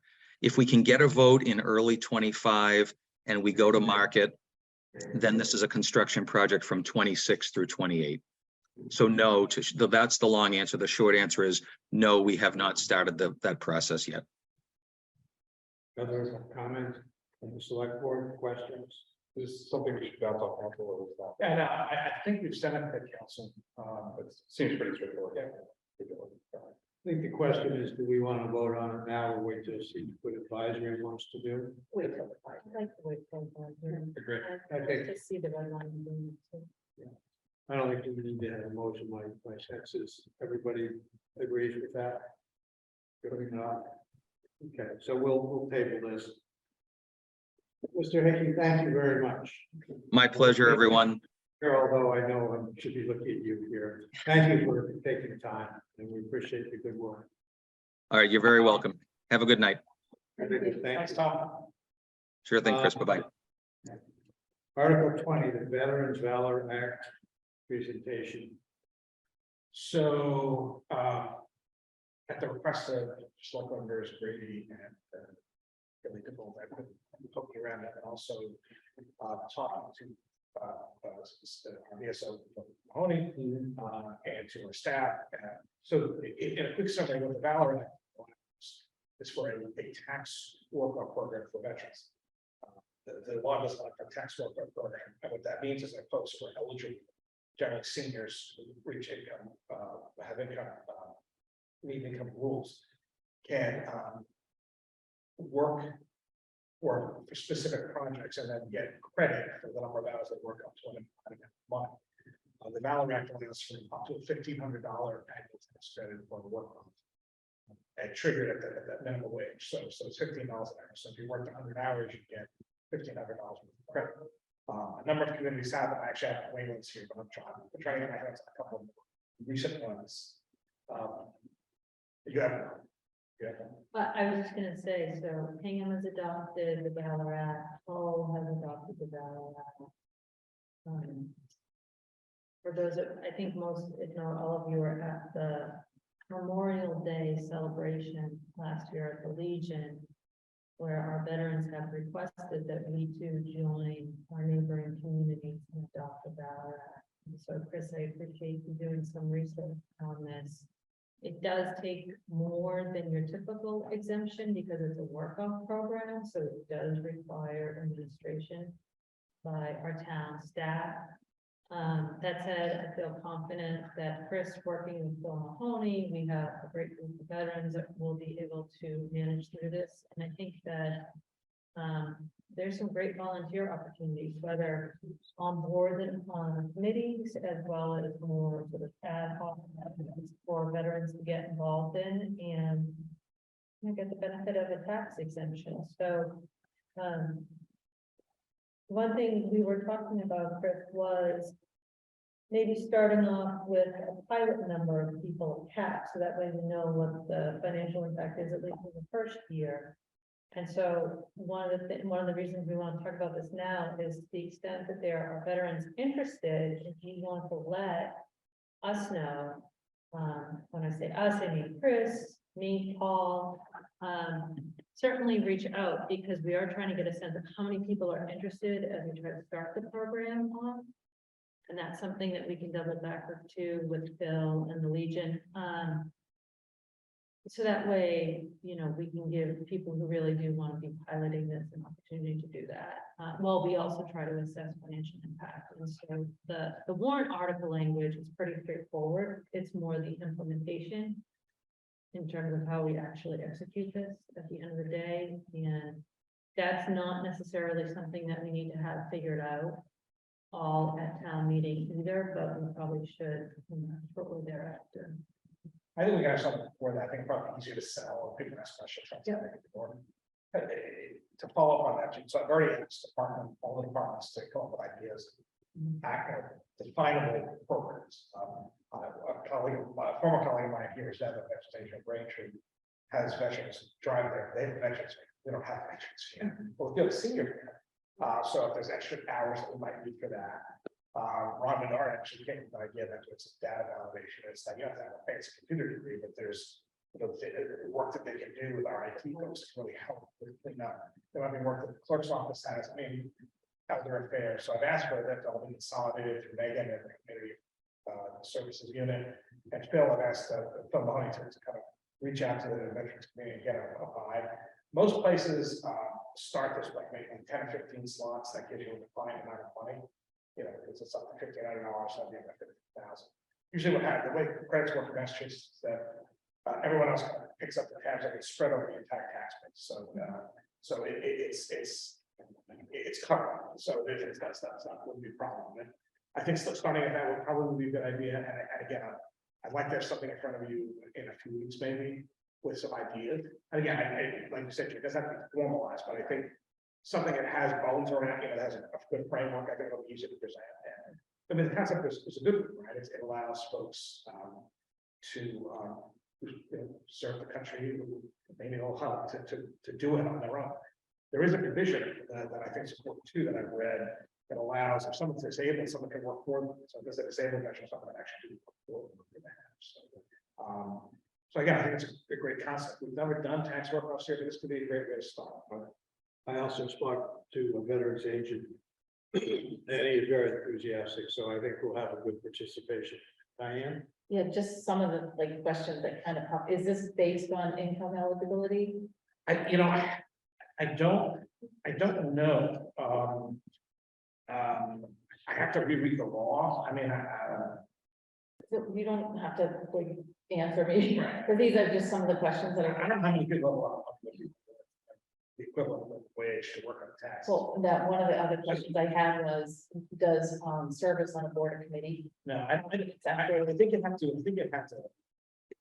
A program, you have to define rules. I don't know that a service on board can be involved. And then the adoption of the act by town meeting. Does that give us a framework to kind of create our own program whereby we could limit it to up to X number of people for the following? We have some flexibility about. Because the bunch of different variations, like Whalen, for example, has up to 30, but they've been doing it for 5 years. Most other communities usually have 10 or 15, so even Quincy, I think that's like 10 or 15. Oh, wow. Well- That's big city. Great. You also can? Yeah, great. So we can come up with any kind of a myriad of programs to work on programs, suggested anyway. So for instance, whatever happens in this town by way of parking. It'd be fantastic to have some people out there, you know, what parking is gonna be about. Meter maid. You know, something to be said that, something to be said for it. I have that's on Jim, but I think he has some concerns that I work for. That's I understand that point. So I think that's not too quick. I think he has some concerns about how that might be implemented. That said, there's probably a role that we want to find creative approaches, Paul, as you said, that benefit the town and at real value. We feel like they're giving something back. Right? Well, I think that even something that they bring money back to the town. Even better. Is what I'm thinking about, so, you know, make it go and pay for itself. So my sense is that for tonight, we want to indicate whether we are in broad support of the concept. Yeah. And we'll see what. Yeah. So I'll get council to draft to give you just an article. Is that the consensus of everybody? Yeah, absolutely. I see 5 lines. That's all we need for consensus. Go for it. Well, so actually what you can do if you want, you can vote to put this on the warrant and I'll have part created for it. Bring us up. Okay. I would move to put the Valor Act language on the warrant. Second. We have a motion made and seconded to put the Valor Act language on the warrant. Is there any discussion? Hearing no further discussion, I call the board. All those in favor signify by saying aye. Aye. Opposed? Abstentions? Motion carries. Okay, moving forward on our financial planning committee, and again, for the people at home, this is part of the overall initiative of the select board to look at the totality of the problems facing the town and come up with a coherent discussion, and of course, money is huge. So, Jennifer? Good evening. Great way to start off. Money is key. Makes the world go round. Thank you for having me this evening. I was asked to give a presentation on the long-term financial planning, with meeting with some smaller groups. We've met with a larger group, and so we've actually done some really good work. I want to thank Jean and Diane and Chris and Michelle for their guidance and support and coming up with different ideas of what to look at, what you might all want to see as we move forward with coming up with the model. So for tonight, you know, the town of Cohasset has a set of financial policies. You know, we're looking at them. That's going to take a little bit of a deeper dive to make solid recommendations to any of the changes of the financial policies, but I have been taking a look at them. We're looking at funding mechanisms for long-term reoccurring capital, for example, roads and sidewalks, capital facility plan funding. We're looking at managing debt and benchmarking against other communities, and where does Cohasset stand with other communities. And also, we've been discussing this, haven't really jumped into it too much, but operating budget demands in the next 5 years, we're really going to have to do a deep dive and really, you know, look at what might be coming up in the next 5 years, particularly with fixed cost increases and inflationary demands. And as you can all tell, the market's up and down. We have some, you know, investments for long term. You know, it's just a different time right now when we think of, you know, the market and inflation and the economy and all that, but we need to really take all that into consideration. Next slide, please.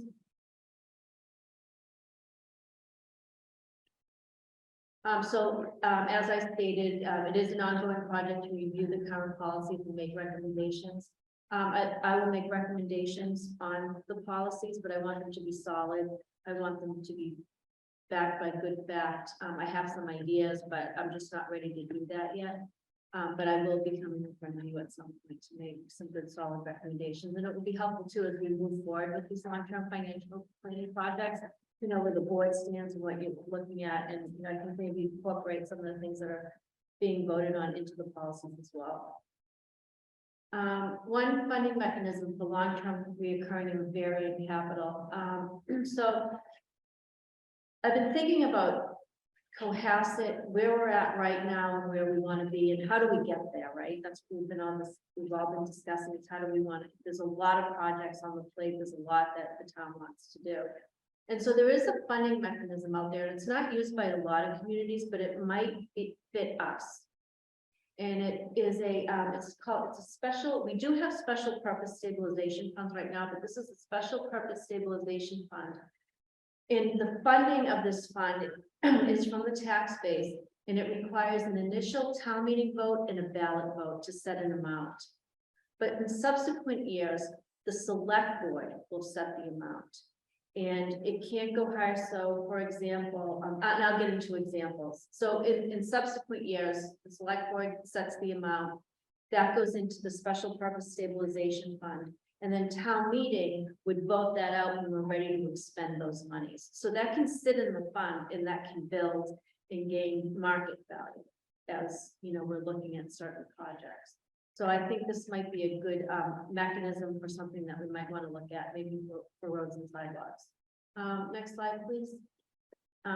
This special purpose stabilization funding, it gives local control, and the amounts can vary. And because the amounts can vary, and it's really, you know, what we do fund sits with the select board, it does give you an amount of flexibility. And it really can key into the whole capital facility plan when we try to manage our excluded debt, and really where we want to get to is managing the bottom line every year of the levy and not spiking that levy and having tax rate hikes. So this is a good mechanism to kind of, you know, put in there. Funds can be placed into the stabilization fund, earn interest, and not be appropriated until ready to spend, as I just stated. It's not a good fit for large long-term capital projects requiring all funding up front. You know, for example, town hall, right? We're going to have to bid that out, need all the money right then and there, and we're going to be spending that over the next 2 to 3 years. So an example would be, say you pick a number about 200,000, and that goes to town meeting, they approve it, and then it goes to the ballot vote, they approve it, so that 200,000 moves into a road and sidewalk stabilization fund. And then year 2, the select board can vote that 200,000, and they can increase it only by 2.5%, because that's what the levy can go up every year. So it can't go further than or higher than 205,000. The select board decides to transfer that money the next year. That's what goes into the fund. Year 3, and then subsequently, or it could wait a year. Town meeting you can vote that out of the fund. So the select board would vote it in.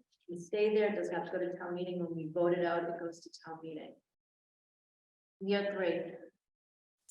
The next year, the select board doesn't see the need for that 200,000. We might want to use it for something else, you know, to supplant it.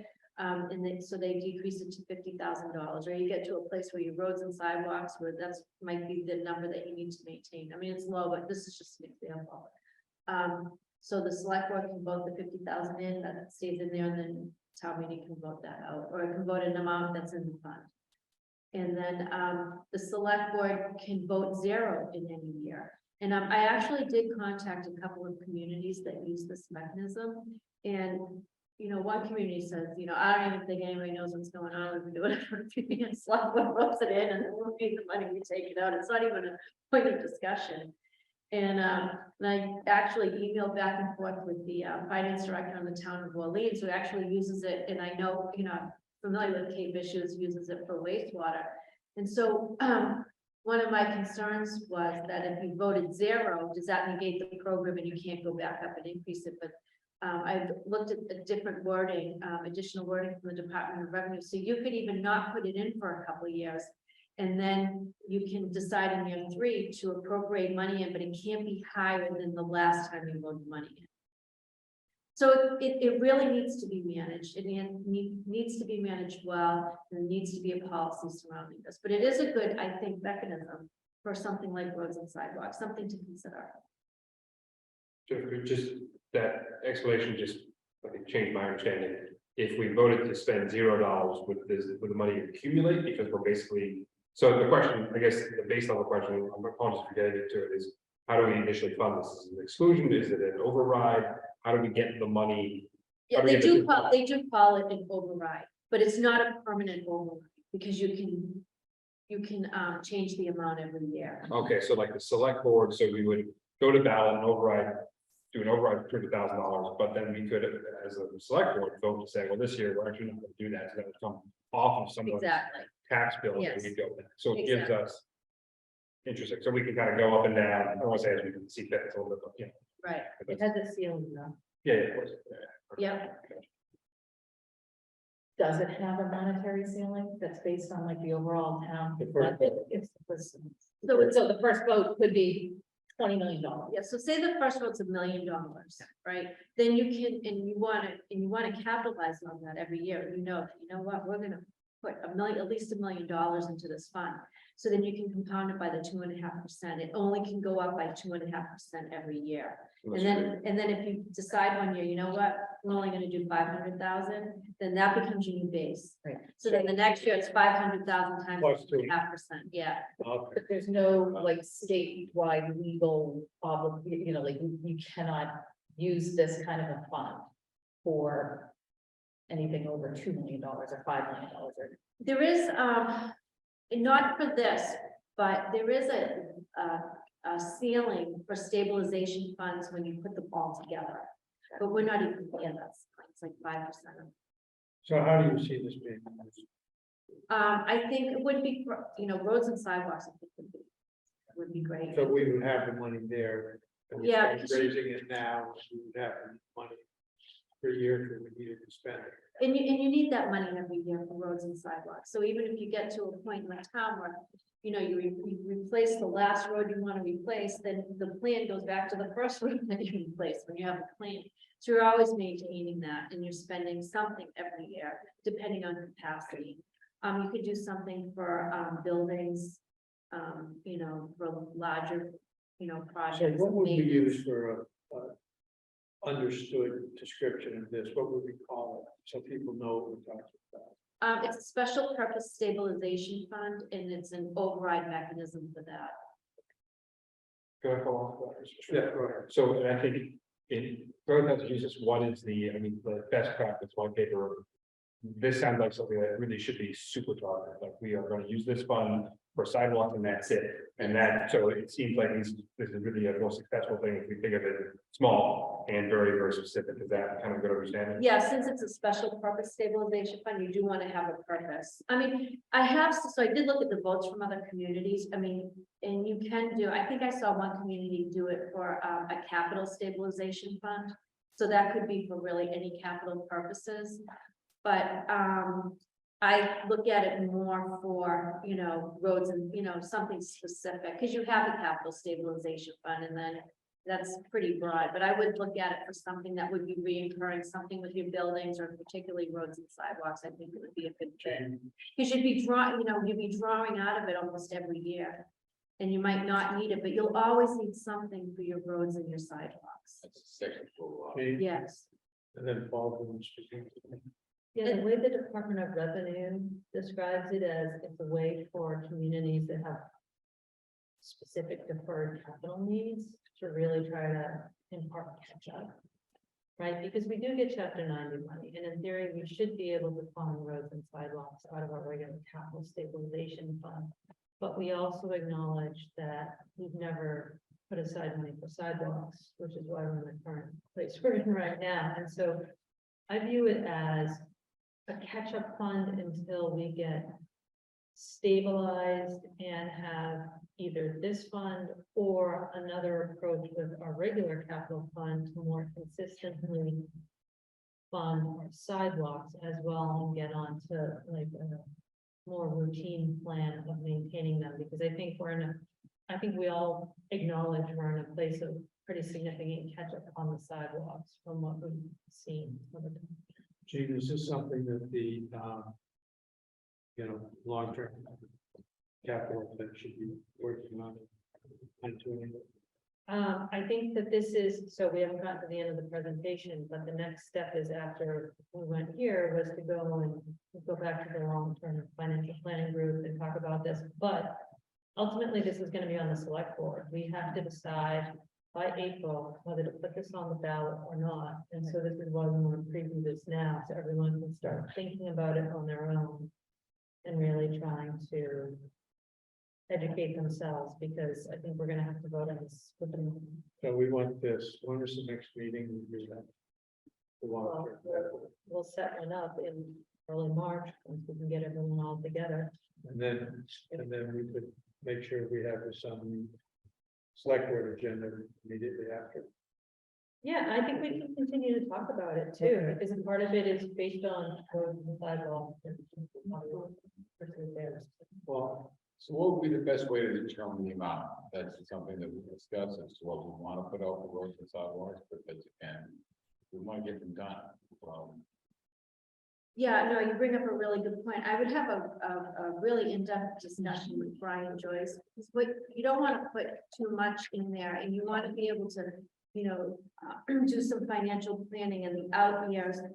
And having a discussion with him is, how much, you can always capture how much you need and what you want to do, but the issue is capacity. How much can you really get done, right? That's what I was gonna ask, so how much say Brian, pick Yes. your roads, pick your sidewalk, what can we do in a year, and then you do it every single year. up Exactly. until- So we reach the end, we've done our last road and sidewalk, and we move on to more of a maintenance fund. Right. And then you go back, you go back to your first street or whatever. And then, there's a lot that goes into roads and sidewalks, as you know, especially if you're replacing water mains. You want to make sure if you're replacing a water main that you'll do the road then, so you're not ripping up the road twice. If it's on your plan for 2 years down the road, if you're doing anything with sewer, or if there's anything with utilities. And then you have the road and sidewalk committee that's going to be looking at, at this as well. So it really starts with the conversation with Brian and seeing what capacity is. We don't want to pick too much, pick too high of a number, but we don't want to pick too low of a number. But we also know too, that number can be decreased. And this is a puzzle that you put together. This is a piece of that puzzle as you manage the tax levy, as you go in the out years. Well, can it go up if you had it and say we blew it, we came in low? All right, you can raise it up, right? Right, you can't raise it up. You'd have to go through the process again. Yeah. But you That's- can make, That, I just want to clarify that, we have to go back to the ballot. and I do talk about this a little bit later on in the presentation, but again, it's a piece of the puzzle, and it really comes down to is what is the community willing to pay for the projects, or what you're gonna put in front of Well, I them. think you put it well yourself, but if you define it with roads and sidewalks, I Yeah. think people can they can wrap their heads around that. Exactly. It's kind of a popular topic. Exactly, yeah. Yeah, so I was thinking about that, because it's like, on one hand, I'm worried about the specificity, because usually you go to town meeting, and if you're gonna ask for money, you got to be very specific. But going to them saying, well, we need some money for what is an undefined plan, I think gives us flexibility, but I think in this town, I'm not so sure that will carry a lot of support, right? If we just say, we want an override, but we're not gonna give you the exact roads or streets or whatever, if we just say it's for I'm using idea as in the pejorative intention. I wonder if I worry that we'll get pushed back because we're asking for money without a clear plan or if I don't know. no, I think that's an excellent point. Okay. Yeah, I think we do have to, it's clear, I think it's a very good idea, but we really need to, as the select board, think about it. I think we need some input from the long-term financial plan. But I think, we'll make sure this is on the agenda. And Jennifer, could you kind of send the select board an overview enabling thing? I know I have. Oh, about this, I've been having a problem opening that, so you may have already, Jean says you already sent it. oh, okay. Can I just mention one? Yeah. What you said is, when you a way to look at it, or a suggestion, so when you bring it to the community initially, it's a town meeting vote and a ballot vote for an amount of money. Everybody knows that you need roads and sidewalks. But when you, that's just putting the money into the fund.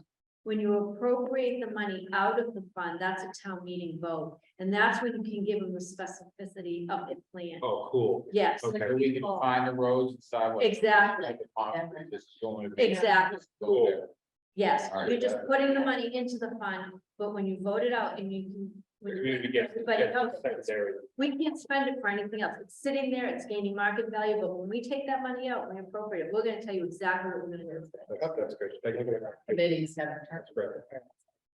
And there's also, if you resend this thing, there's also, if there's any MA stuff on the state website that we should read about in this program, just something like that. Yeah, no problem at all. Other thoughts or comments? So I think the consensus is we're very interested in this. We need information, and Tracy, we want to make sure this is. Thank you. Okay. Mr. Chair, she still has a few more slides. Yeah, I'm I don't know if you do that. So make sure. Okay, oh yeah, no problem at all. Right. Thank you. You're all. I need somebody to put me. And we have, we're looking at capital facility products, so debt management.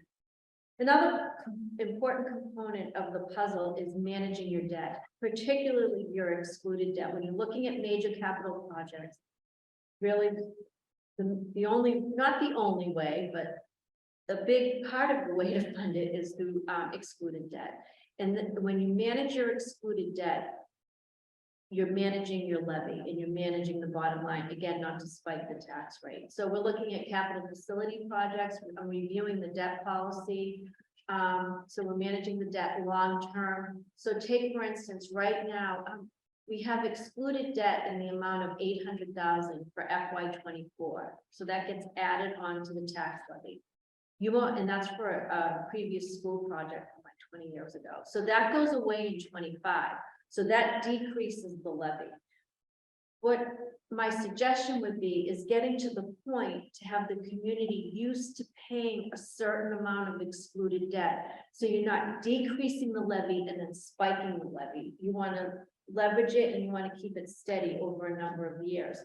So you want to take the flexibility, you want to take advantage of that drop off, if you will. So we won't be paying for the school 800,000 and 25, but we want to be paying it for something else, something that the community wants. So we want to take advantage of that. And so we want to replace that in 25. And so how much is the community willing to spend? Do you want to just supplant the 800,000, or do you want to increase it to $1 million or 2 million or 3 million? And I do have a chart in here. Can I see the next slide, Justin? All right. Can you go forward a couple of slides just so I don't lose? Okay, this right here. It's kind of hard to see, but it's in the presentation. So if you spend, I think it's like $14 million in projects, and you take that debt service over 30 years, that's $1 million. And what is that on the tax rate? It's like for a median house value of 993,000, it's like 265,000. Now, remember, you're already paying the 800,000, so you only have to increase it 200,000, right? So you're saying, we have an increase in debt, 200,000 over the tax base is negligible. So I think that's really where, we're starting the conversation now on how do we want to pay for projects and what is the community willing to pay, and really how is it going to affect your tax bill.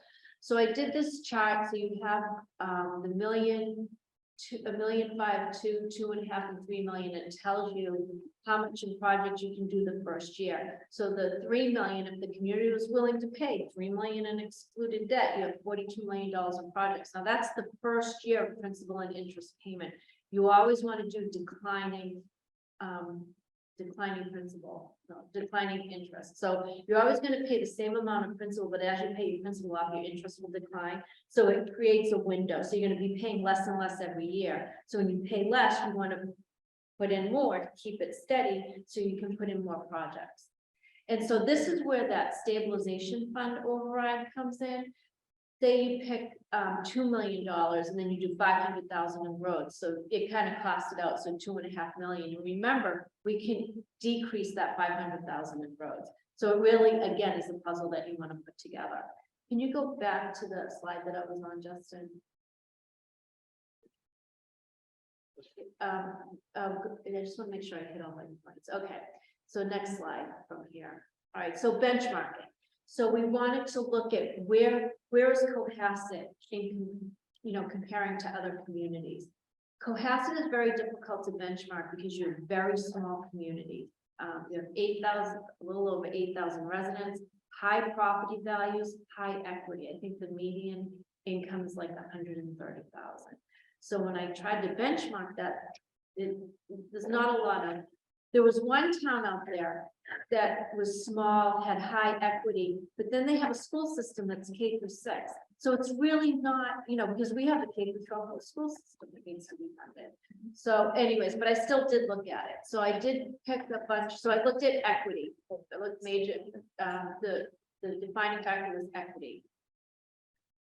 And that's what I focused on. And so Cohasset's excluded debt is almost the lowest. It's 13 out of 14 out of 14 similar communities with high equity. The total debt is ranked 9, but that includes your enterprise funds. No, that wouldn't be excluded because you have your water and sewer rates paying for that. And Cohasset is ranked 7 in the average single family tax rate out of 14. Next slide, please. So increasing the excluded debt payments to approximately $3 million a year, which would pay $42 million in projects, it would move the ranking from 13th to 7th in excluded debt from 14 benchmark communities. Next slide, please. Okay, and you can, and I just went over this calculation with you all, and then we can go into the next slide. Okay, so here's the infamous graph, right? And this is what I was talking about before. So the first 2 bars, that's the 800,000 for the school. And then, so we want to make sure in 25 that we take advantage of that. And it might be the stabilization fund override. That might be perfect, because one thing I just want everybody to be aware of is that when you embark on a capital project and you go and you ask for borrowing for excluded for any type of debt, when we go to town meeting, we're just getting the authorization to borrow.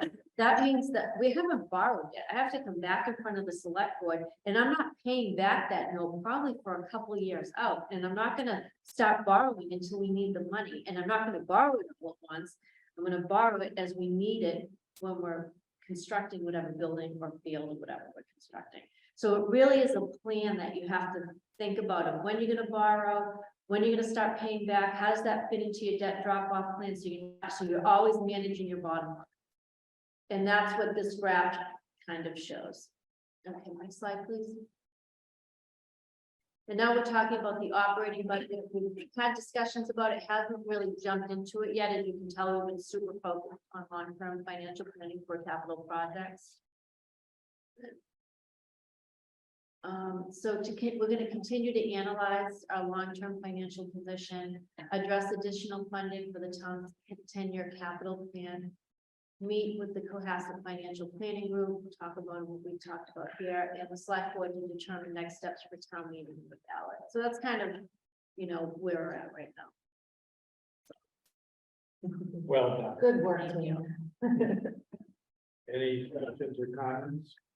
Oh, thank you very much. Thank you. Very impressive. Thank you. All right. Any other comments like board on? All right, long-term projects, fields and recreation. I see her there. You didn't go there. Okay, so. We started the field study, back in November of 2021. And we looked at several options. We looked at an entire renovation rebuild of all of our fields, because when we looked at field usage, we saw that our numbers were so high that we were overusing all of our fields. So the first part of the field study was, let's look at different locations in town where we could possibly add additional fields. Well, looking at town-owned property or even procuring property from a private owner, we realized that was too difficult. All the land that could be procured wasn't really safe for recreational purposes. And the town-owned land is mainly wet. So therefore, we had to look at our existing facilities and how can we improve on what we have to maximize the use. We've had several public forums that include the Recreation Commission, youth organizations, and the community at large. And what we have come up with is a phased project. So we're looking at phasing the project in 2 phases. Phase 1, Justin, can you advance? Yep. So phase 1 would be the Milliken Field Complex. And what this is renovating 5 tennis courts. Currently, we have 6 tennis courts that are really in disrepair. The plan is to replace those with 5 tennis courts. And then adjacent to that is to build 5 pickleball courts. Currently, right now, the tennis courts that are there are also striped for pickleball, which is extremely confusing for our tennis teams in not fair. We have a great tennis team in town and we want to make sure that we're maximizing the tennis courts for them. Part of this is reconstructing the retaining wall. So that retaining wall has several cracks. It does need a significant amount of work. So while we're renovating the tennis courts and installing pickleball courts, it's best that we reconstruct this retaining wall. We're also looking to reconstruct the lights for the courts. There were lights there at one time. They have been taken down. We're looking at putting lights back there for maximum use. During one of the public forums, there was a lot of concern about stormwater management and drainage. Our designer heard this and they implemented this as part of the phase 1. So total phase 1 for this part of the project is about $2.5 million. These are rough orders of magnitude. They are not bidded projects. They could come in higher, they could come in lower. We're not sure, but this is just a good starting point. Michelle, Jean has a question. Yeah, sure. Really good question on the existing court picture. If you look at the renovated tennis court picture, I see that there is the accounting in the renovated picture for the parking, which I actually think is probably pretty important for phase 1, just because parking is already so hard up at Milliken. And it may affect drainage and stormwater too. Right. So I don't know how people feel, but I would be inclined to put that as a part of phase 1, just because it strikes me as so necessary and probably related to the drainage and stormwater issues too. But I wasn't sure if there was an issue. Yeah, so with we it can that certainly phase it however you desire to phase it. The only reason we didn't have it in phase 1 is because there'd be significant public hearings involved with adding parking in a neighborhood. So we've already flushed all of this out with our public forums as far as field use and court use. So it just seemed like an easier lift to have that as phase 1, but I can completely appreciate the need for parking and we've heard that right along.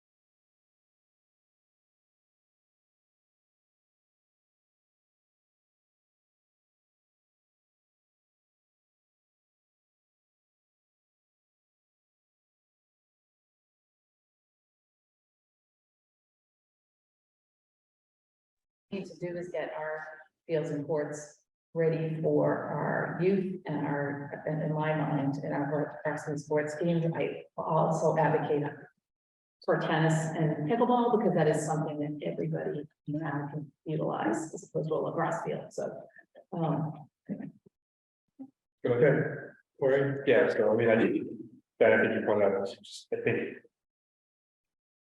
From the neighborhood's perspective, I think Rochelle said, if we're gonna put a road there.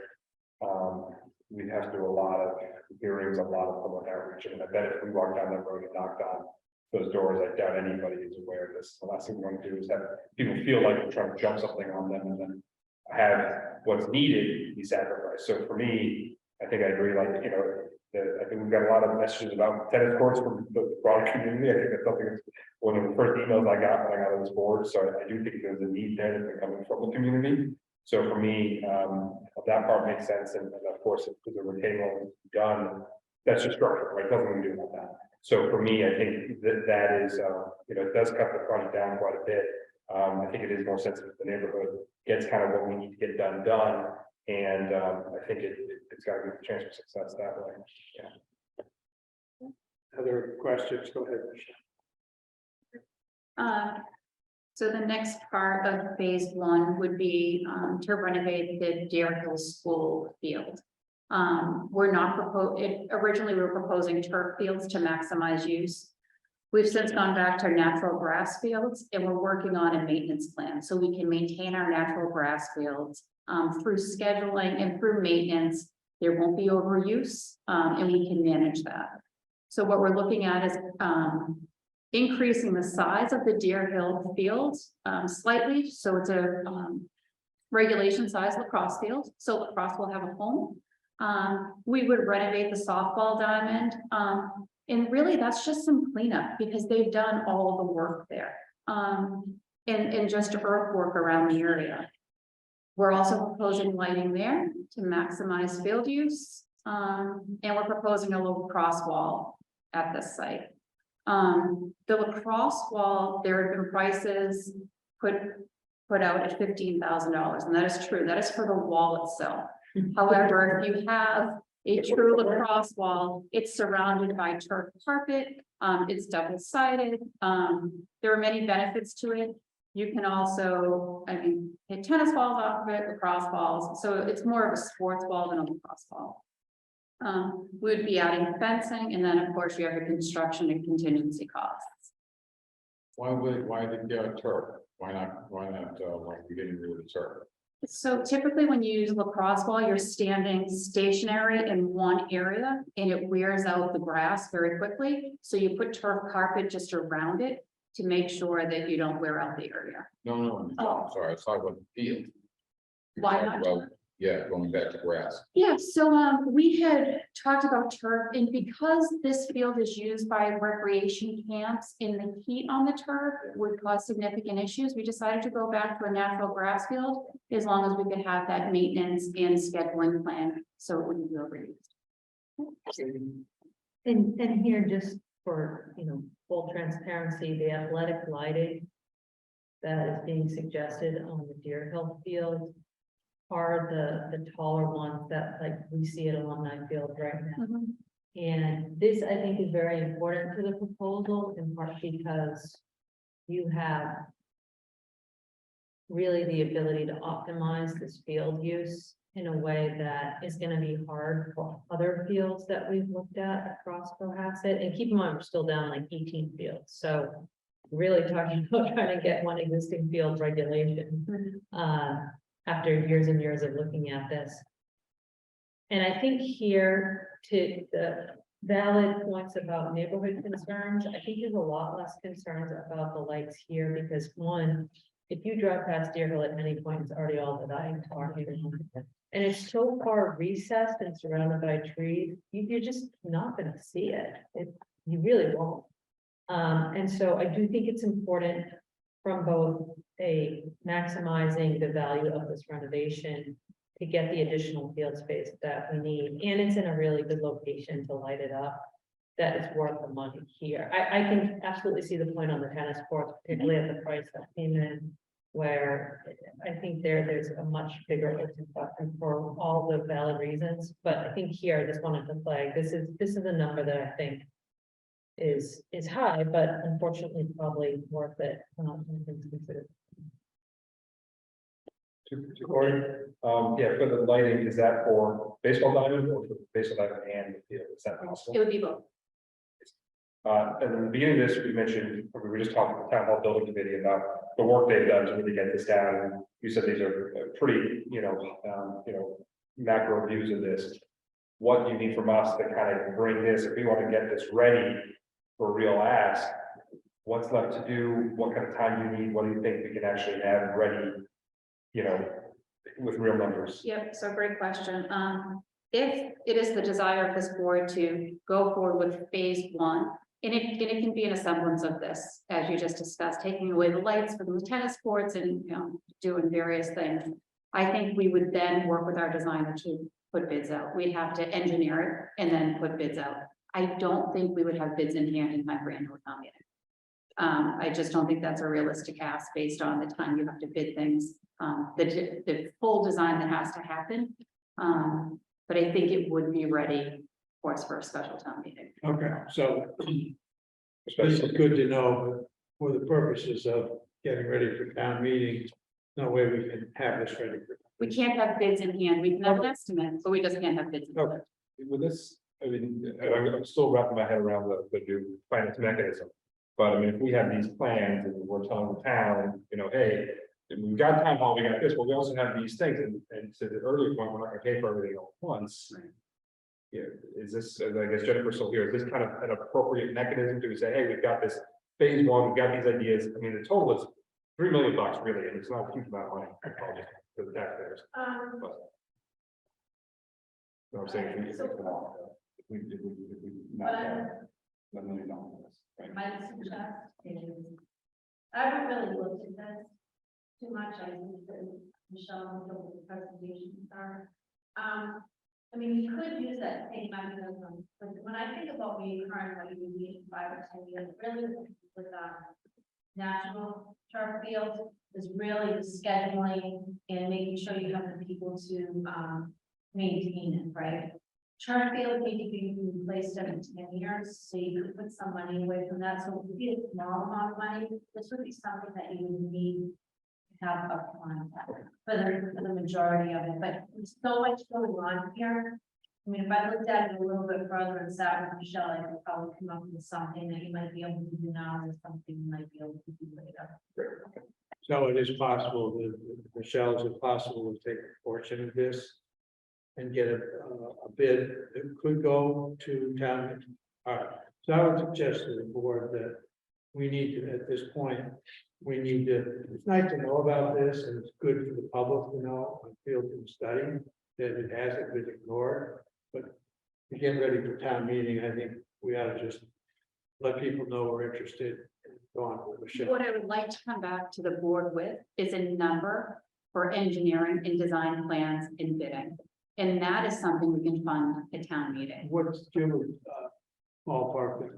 I don't. I don't have. it. Yeah, a couple of $100,000, a couple of million. Oh, hundreds, not millions. Yeah. We're holding you to that. It's checkbook. I think that makes sense. I would like to be able for us to say that we have. Well, I think to Cora's point, I think it's worth it, Jennifer, for us to drill down on a special stabilization fund, because you could conceivably Roll other stuff into it. roll stuff into it as we have a long-term fields and rec plan, and then roll off that amount. But we would I think we would have to have a policy in place so the taxpayers would have some certainty if they are going to agree to something like that, given the sort of open-endedness that could potentially come from that sort of function. And so I think we could, I think there's room for creativity, but we need to, keep talking about it. My suggestion is that we have a study. Right, for a couple $100,000, because I think we want to reassure the people who want this that it hasn't been forgotten, that we're moving forward. I think the people who want this are gonna want phase one. at the April ballot, just. Well, I think what I'm hearing is we don't have the ability to do that. But We can go in with estimates, we just can't go in with bits and. Oh, can I just make, Yeah, if you go don't ahead. mind jumping? No, jump in. Design's usually 10% of the construction, if you want to kind of figure out how much design would be, so it usually be 10, a lot of times. Site work would, that's where you're gonna find some of your contingency being eaten up. If you don't do borings or really find out where the site is, that could increase your construction costs. The other thing too is, I used to get this question a lot, do we go out for bid and go into town meeting with bids, or do we go in with estimates? And I think when you have a really good engineer, and you can get some really good estimates going into town meeting with that, because a lot of times bidders don't want to bid on something if they know that it hasn't been funded. And so I think they'll just throw a number at it. I've just run into that before in the past, so there's a couple different ways you can do it, and I've usually gone into town meeting with estimates. You have a good contingency in there.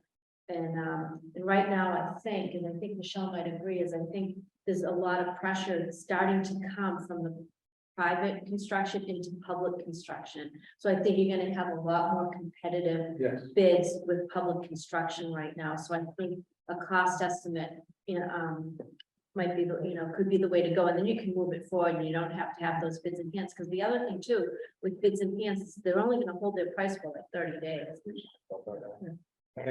To Jean's point, I would like to keep talking about this, because I do think we need to be creative. I think eventually, if we're gonna ask, the residents to, take on a debt exclusion of any kind, and this is clearly gonna, even these smaller projects are gonna meet that threshold.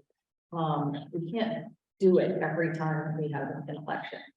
So to the extent that we can find ways of communicating what our needs are and what the opportunities are, and why we're asking for this money now, because if we come back to you in 3 years, the price is gonna be up here.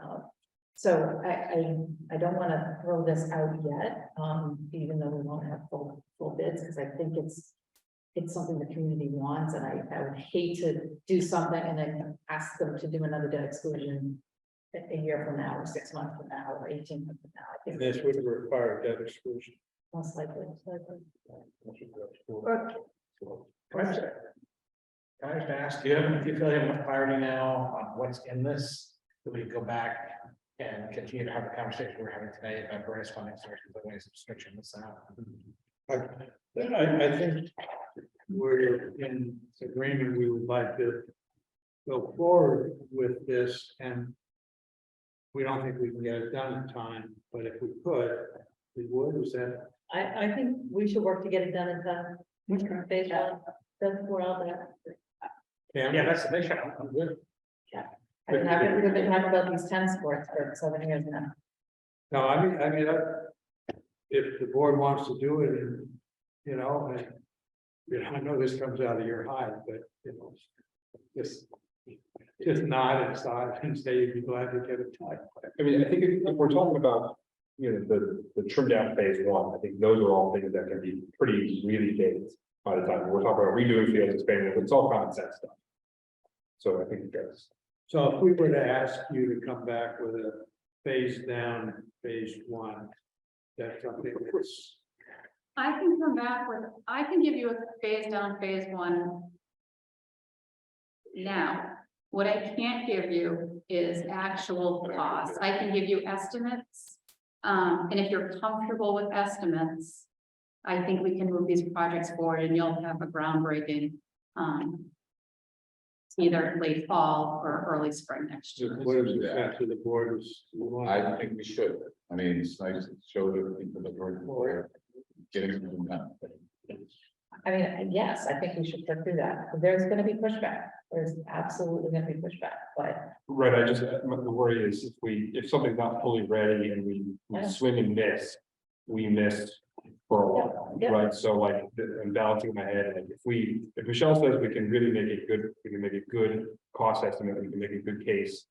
And it's packaged together with stuff, I think it's great. But I don't want there to be a sense of ambiguity that We just threw some numbers together to ask for money, we don't have the reason. Absolutely, that's why I think we need to keep talking about it. Oh, I think we need to. We gotta be smart and strategic. I absolutely agree.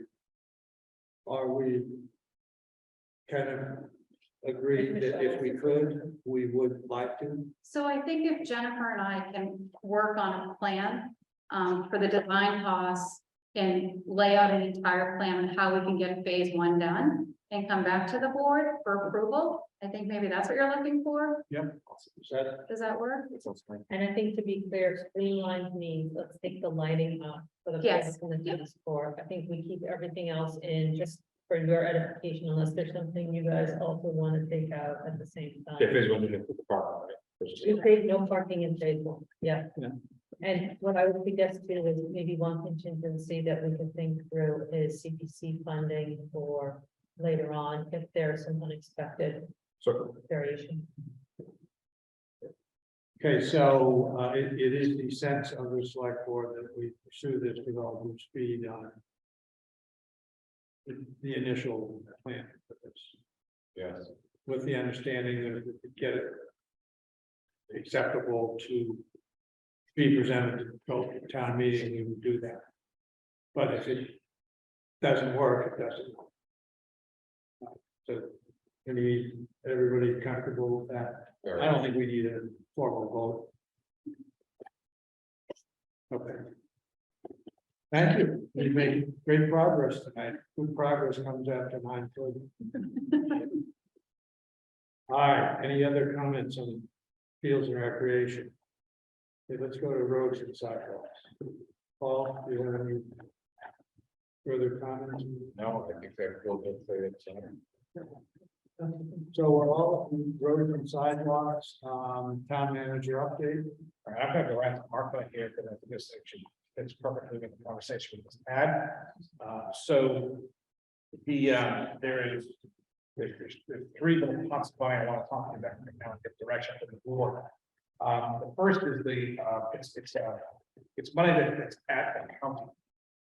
And it's money that it's allocated in the town, and we have access to it in the county. The simplest path to do this is to use it for water and sewer projects. So it's not our initial preference to do that.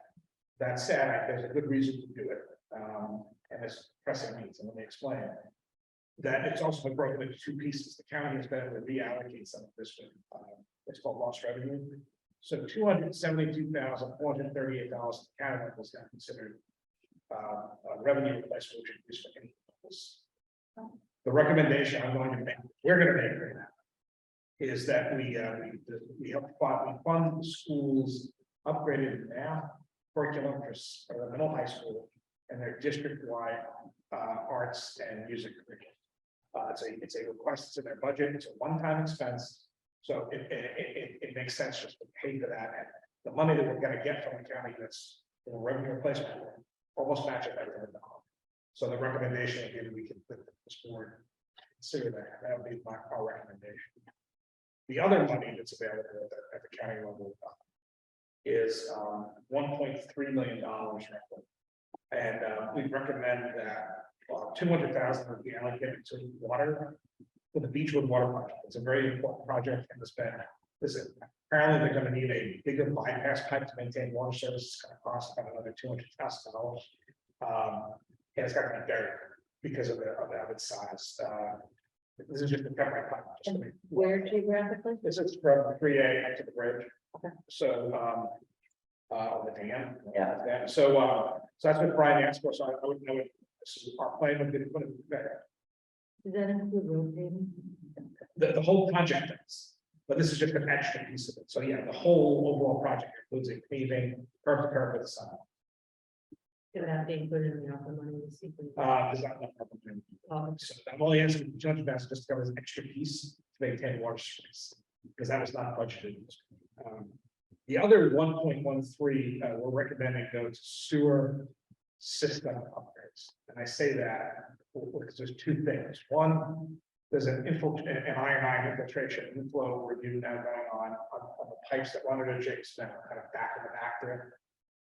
That's being investigated right now with cameras, internal cameras, the pipes, and if that indeed is where a lot of that leakage is, This money, the money from this fund could go immediately towards cleaning that up, which would then take pressure off the plant. And the reason I say that is because it's public that there are problems with the membranes that are only 2 years old. The town is engaged with the contractor about what happens next. That said, and the sewer operators are doing everything they can. That said, those membranes are likely to have to be replaced on an expected basis. We're expecting there'll be some kind of contribution or something from the manufacturer, and we figure out what the scope of this. That's not something that can fail. It's just pretty clear. So this money, okay, so that would go for the infiltration. Yeah, it would go for infiltration, and if there's any membrane replacement that have to take place on an accelerated basis. So we would be prepared to put an application in the county for both of these this week, tomorrow, because it's a multi-stage process.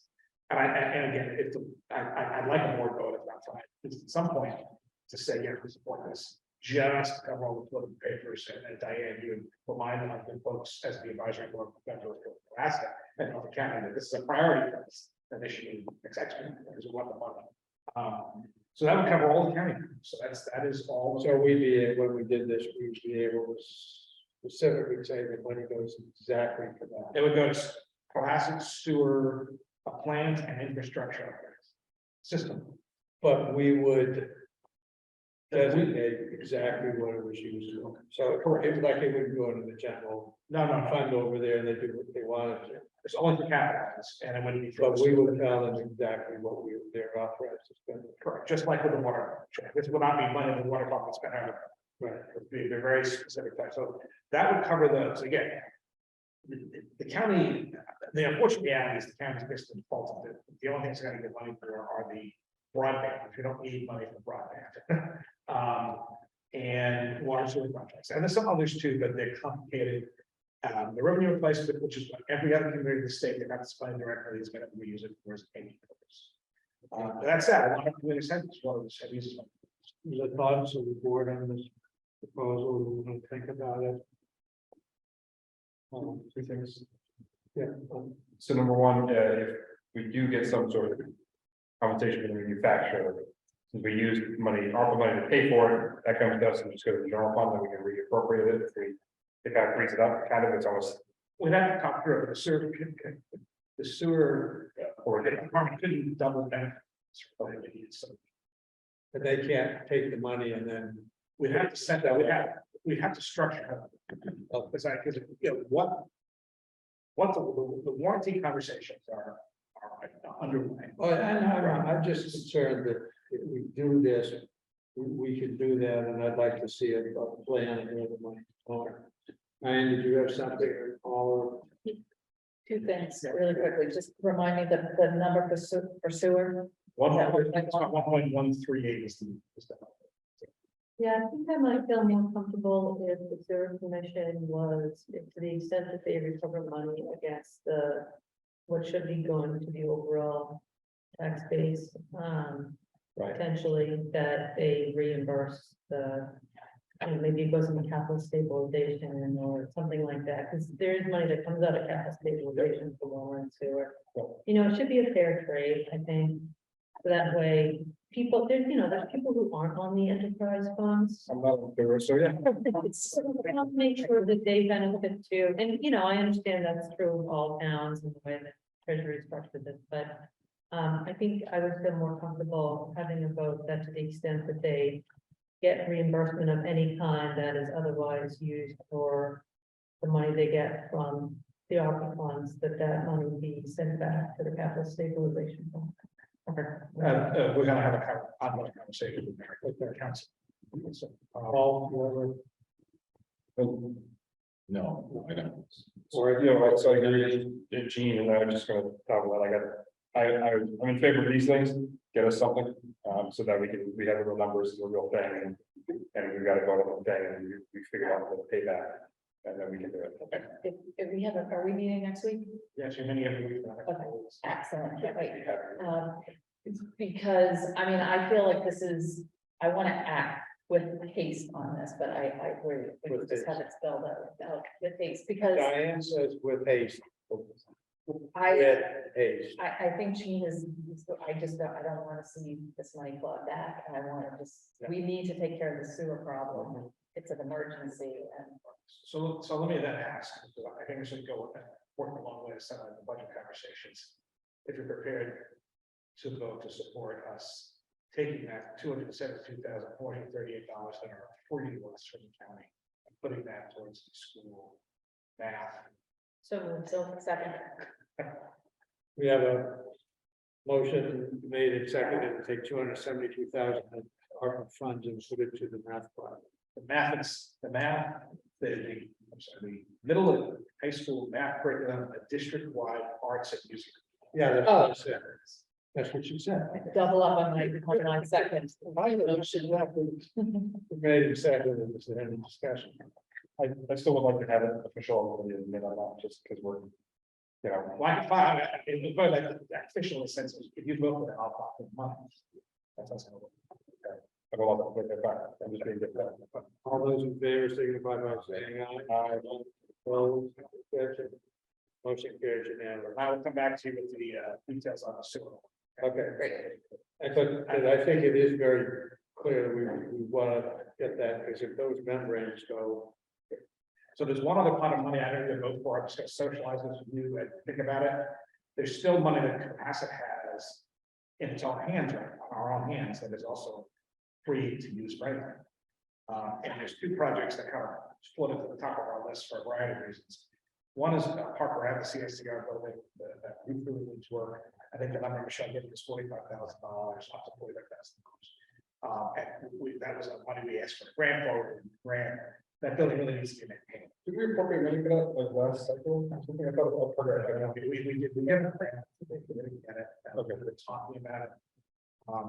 The other would be that police temporary that trip. We have $100 that's for it too, but I'm not asking for those tonight necessarily.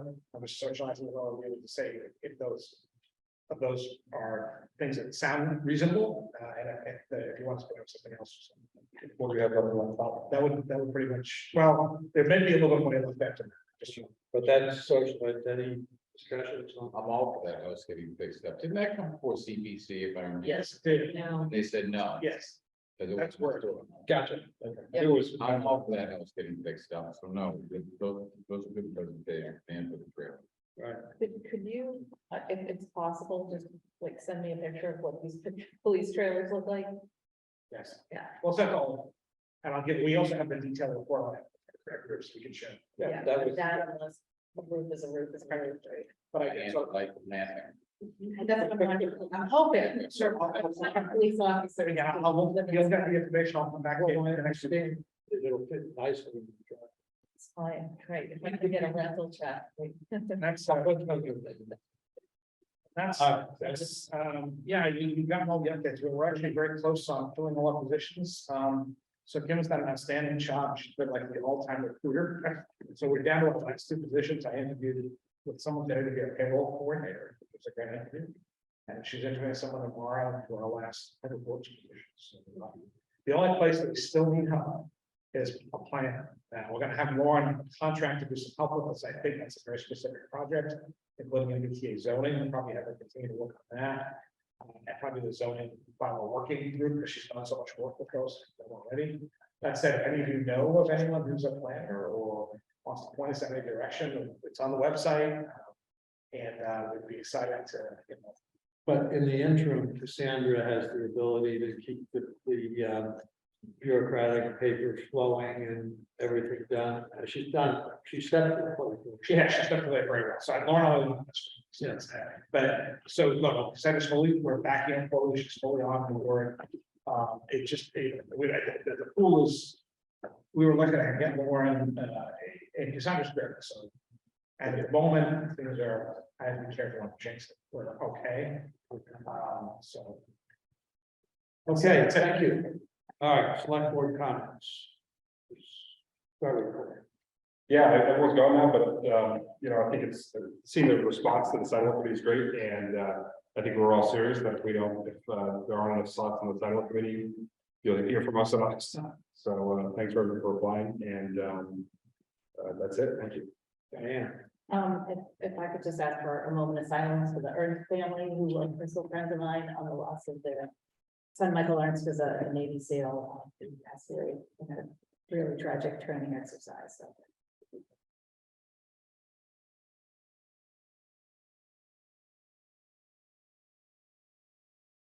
Great, thank you. Yeah, and I think could somebody send a letter to the family, telling them what we just did? Or If you want it official, otherwise I'm happy to just write them personally. official town station. Our veteran service officer was also monitoring, so when he is eventually turned around the cemetery, we're trying to see if the governor will allow the flags to have stand. So I can't promise that. Because it's not a president. We'll figure it out. Jane, I appreciate the hard work that our new finance director has put into working on financial planning issues. I think we're finally making some progress moving forward, and I think that he's been a great addition with some new ideas and creative ideas, so I just wanted to share my appreciation for her helping us to really sort of think beyond what we're used to and thinking forward. She's gone. Agree. I know, but we can hear it later on. You put that on the official I statement. wanted to, one step back in jail. For that, who hard what we've done in the field seriously. It'd be nice to finally get something done up there, that people see those fields coming to fruition. And I think the roads and sidewalks is gonna be ahead. I think that turning will fine. I think the only thing I'd like to add is, first of all, I think this select board is demonstrating pretty good progress in identifying problems and moving forward with solutions that can actually happen rather than being studied to death. And along that, the zoning bylaw committee has been having a series of public forums, and they have streamlined it. One of the decisions of this select board was that the town council go in and do a legal overview of simplification. It's paid off well, and a lot of the contentious issues that caused problems before we found to be non-existent. So it's worked out very well, and I really think that this select board, each and every one of us, with the contributions, have really done a great job for government Cohasset. So, and it's a privilege to chair such a group. And enough said. All right, is there a motion to adjourn? Minutes. Minutes wrong day. The minutes are wrong. Yeah, we're not doing- Second. We have a motion made and seconded to adjourn. Is there any further discussion? Hearing no further discussion, all those in favor signify by saying aye. Aye. It's closed. We are adjourned.